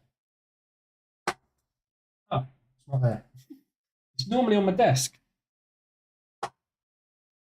I've got Tom Hugard's book on my desk at the moment. But yeah, Trading in the Zone, fantastic. I think where that's gone. So yeah, I mean, brilliant. It's a brilliant book. It will teach you about trading psychology, but the outcome of that book is one thing, and it's the thing that I preach in here all the time. You have no control over the market. You have to get the psychological part of your brain to go, when I press this button, I have got nothing I can do but get on this train and ride it from A to B. And if A is bigger than B, I win. If B is a dead end station and I'm hitting it 100 miles an hour, you're out. You haven't got any control. When you press the button, it's either going to go up or down. And that's what Mark Douglas's book is all about. There's no strategy in there. It's all about basically lots of sort of talk around getting bitten by dogs and all sorts of stuff. There's all sorts of great things in there. But it's all about basically letting go of the trade. Yeah. So you get into a trade, you have a system or a strategy, you have a set of rules, whether it be mechanical, whether it be discretionary, however you're trading, you press the button and you let go of that trade and you just wait. There's nothing you can do about it. So you've just got to wait and see what it does. And then you get out. But it will hopefully teach you that it sets you on the path to my video, which is you are not in control. It sets you on the path to understanding that there is no system or strategy out there that will ever make you money. It doesn't matter what you pick up as a system or strategy. They all work. It's just you don't know when to get in and get out. Yeah, because every system and strategy has an edge of some description. How good that edge is, you need to find out by trading it and whether or not it fits with your psyche, because everybody's got a different psychological barrier in trading. And that's what position trading gets rid of. Yeah, that's that slide in the position trading bootcamp. That slide on day one, a lot of the stuff you're seeing here is Mark Douglas related, not through, copying Mark Douglas or anything, but it's just what happens. Yeah. Everything Mark Douglas talks about causes these things. Yeah. Fear of missing out. Yeah. Getting into a trade because you think you're going to lose it. Yeah. Psychological. System hopping. I found a system. It worked for a bit. It doesn't work anymore. Psychological. Yes, that system does work. You just got out when it was on a losing run. If you'd have waited, it'd have gone up. Psychological. Trying to pick the top and the bottoms of ranges and trying to pick pullbacks in a trend. It's all psychological. I'm getting in here because it's going up. No, it's not. It's going wherever the hell it likes. Just because it's pulled back and you're trying to pick the bottom of it means you will keep doing that over and over again. It's psychological. Somebody that does something wrong and repeats that same thing 5 times in a row is stupid. Psychologically stupid thing to do. It's a fundamentally stupid thing to do. Yet you do it in trading. But if you got a knife, you cut your finger because you put your finger out when you're chopping a carrot, would you ever do that again? No. You do it here. It's psychological. Not being able to hold on to winning trades. Psychological. If that thing's going up, you're winning. Why would you get out if it's going up your direction? Stay in the bloody thing. Mark Douglas's book deals with all of this. The alternative is take the stop loss out of the equation.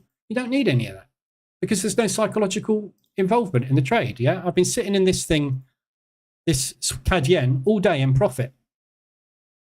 All day, been sitting in profit. I'm just waiting to see what happens. I'm in profit. Why am I in profit? Because when I entered the trade, it went down.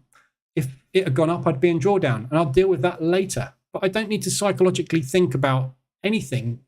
It removes all of that problem. I'm not trying to pick the top and the bottom.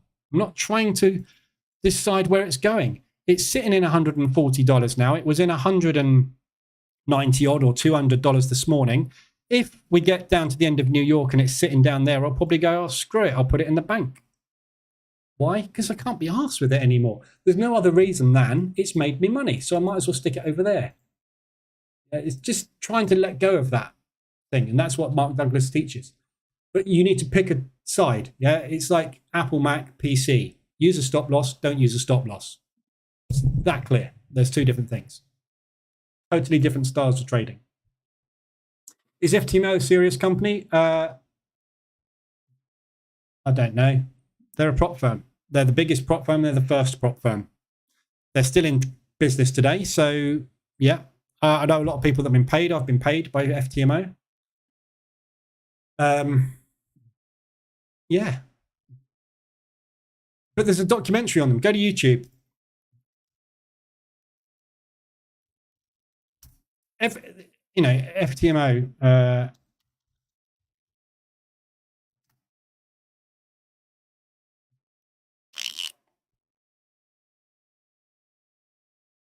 God, it's just full of affiliates. There we go. BBC documentary. It's probably not going to be on here, is it? Make up your own mind. There's a documentary the BBC did on it where they investigated FTMO. Not that one. There's a documentary on it, but anyway. Take note.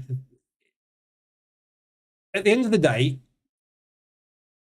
with all prop firms, what they are saying is, give us that amount.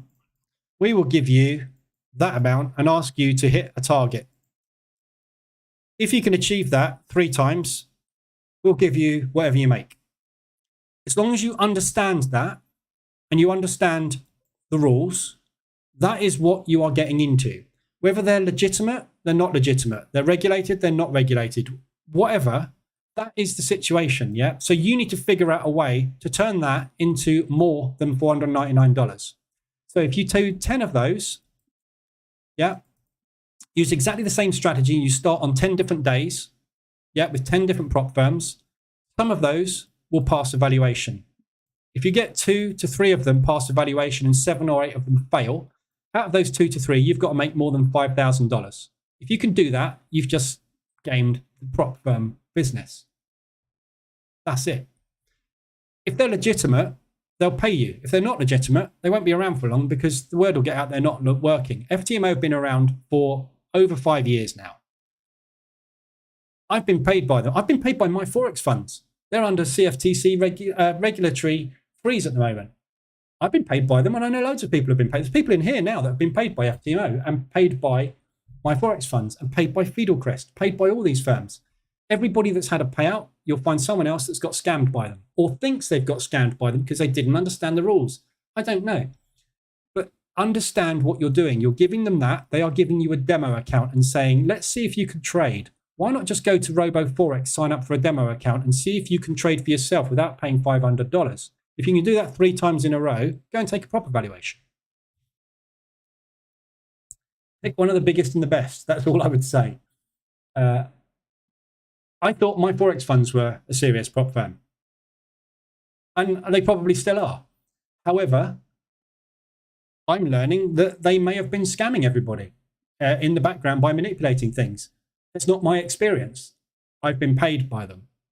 However, I've also had some dodgy charts and freezes and other things going on. I've thought, that's not right. You accept it. Because I've seen the brokers do the same thing. So, you know, who knows? At the end of the day, if you can get enough money together, trade with your own money. Because if you trade by your own rules, you don't give a monkeys. Yeah.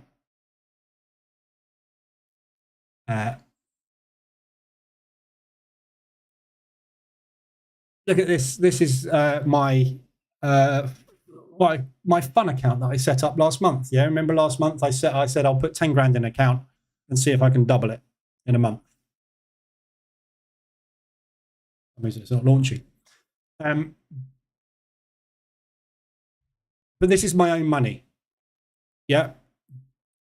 I made 19% return, 19.9% return on it last month. Yeah. It's my money. Did I worry about drawdown? Did I worry about hitting targets? Did I worry about anything but taking the trades I thought would work out? That's exactly what I did. If I was trading on prop, I couldn't do that because I would have gone over 5% of drawdown. There were days where I had over 5% of drawdown. There were days where I banked over 10% in profit. I was trading with 2.5% risk per entry, just for fun. Well, not for fun, but to try and make money. But that's what happens when you have no rules. When you trade prop, you will not trade in the same way as you trade with your own money. So you've got to have a completely different mindset. That's all I would say about it. Pick the one that you think is right. Whether it's right or wrong is, I don't know if I made the wrong choice yet. I've used my Forex funds for well over a year and I've had no issues whatsoever. It's as much of a shock to me as it was to everybody else. But who knows what goes on behind the scenes? All you see is a price you pay and what you get in return. I got exactly what I was expecting until last week. Not to add to the prop conversation, but I think Surge is in the same boat. Surge Trader use a different broker. Same woman on Surge's site is the same as the liquidity provider's site. Oh, is it? Oh, okay, yeah. If that's the case, then yeah.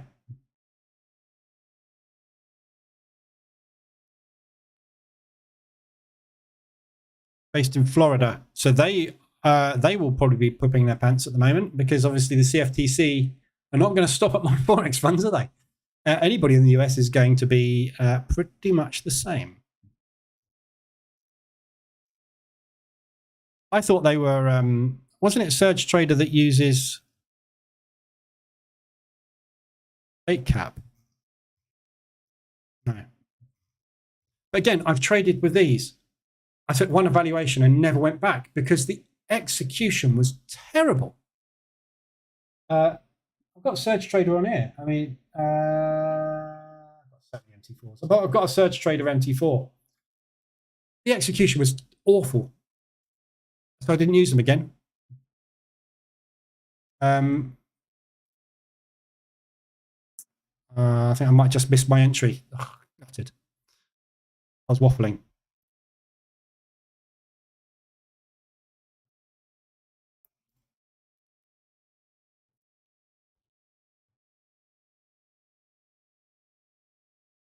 Okay, so we've just come off that level I identified on the NAS. Yeah, so that's the double bottom bounce. Yeah. So looking for a pullback into there to exit the position.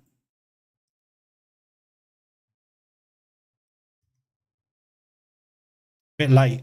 There's a 3-bar reversal.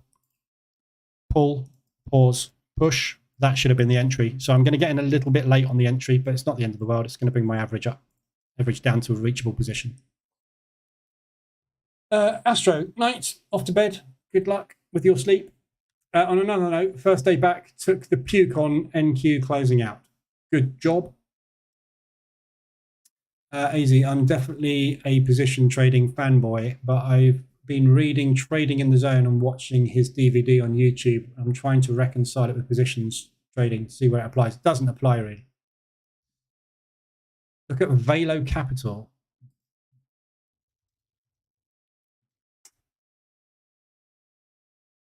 Velo Ventures.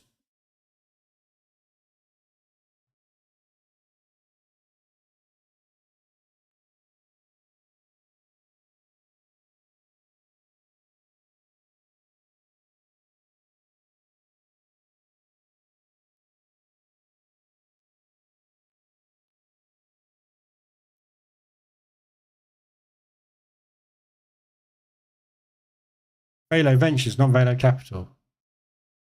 Oh, Velo Capital Group.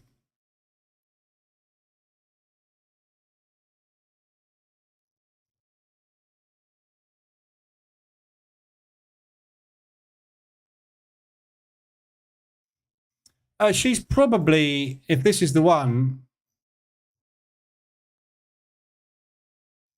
I don't know. Anyway, it doesn't really matter, does it? Basically, you put your money, the one on Serge's side, is it? Yeah. You know what you're paying for. You're paying for a demo account and the opportunity to get paid if you have a lucky streak. That is basically what prop is. It's a level behind options, binary options. The best thing to do is to trade with your own capital and put it in a broker that's got decent history. And there's nothing much else you can do about it. So, but trading in the zone, just cover that easy. I mean, basically, that is all to do with the psychology of teaching you that you are not in control of the market. Yeah. So as far as position trading goes, that's what we're doing, isn't it? The reason position trading as a strategy works is because it doesn't rely on needing to get over your psychological problems. The position trading as a whole means that I can be wrong on a position and still be sitting in it 6 weeks later wrong and still not worry about the position. Yeah. So if you got into that trade there and it pushed down to here the next day, your psychology would be kicking in there going, holy crap, I've got to get out of this, because you would have got in with 1% risk. You'd be looking for a TP there somewhere. You'd be sitting in 2% or drawdown or something. And your brain would be going, I'm going to lose all my money. That's what the problem is. If you take a trade and immediately when you take that trade, the market moves against you and you panic, you are over leveraged. Again, Mark teaches you that. I think one of the things, I think that's where I get that from. I think it says in Mark's book, if you take a trade and it makes you uncomfortable after you've entered that trade, you've got too much size on.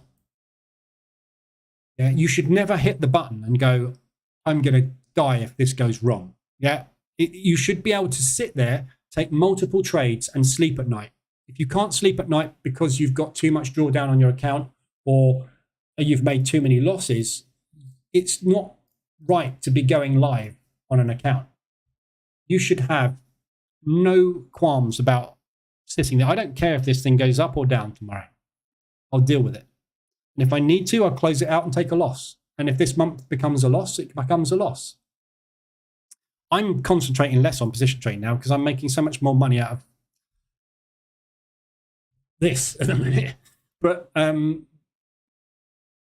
it's just a case of, I think the psychological part of it is why I got into position trading, because I'm not good at taking losses. I'm awful at taking losses. Most traders are, but I identified a way that I don't need to, because if you can identify how the market moves, you know that at some point it will come back in your favor. You don't need to take a loss on it, do you? Really what it's about. Mark is how to deal with losses. Tom Hugard's book as well, not Trading in the Zone.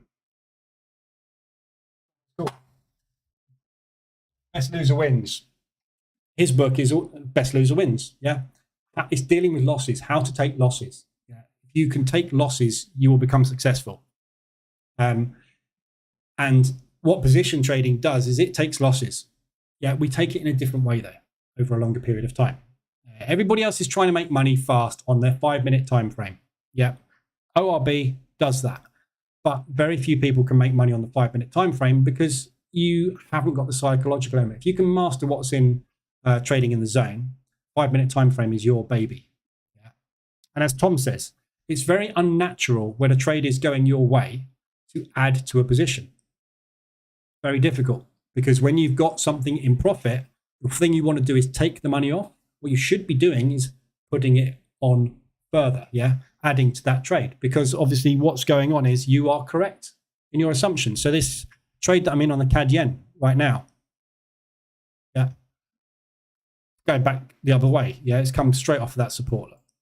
Double bottom bounce off of support. So we are either now continuing market structure to the upside, or this is going to be a break of structure to the downside. I don't know which, but if it's a break of structure to the downside, adding a position there is the obvious thing to do, isn't it?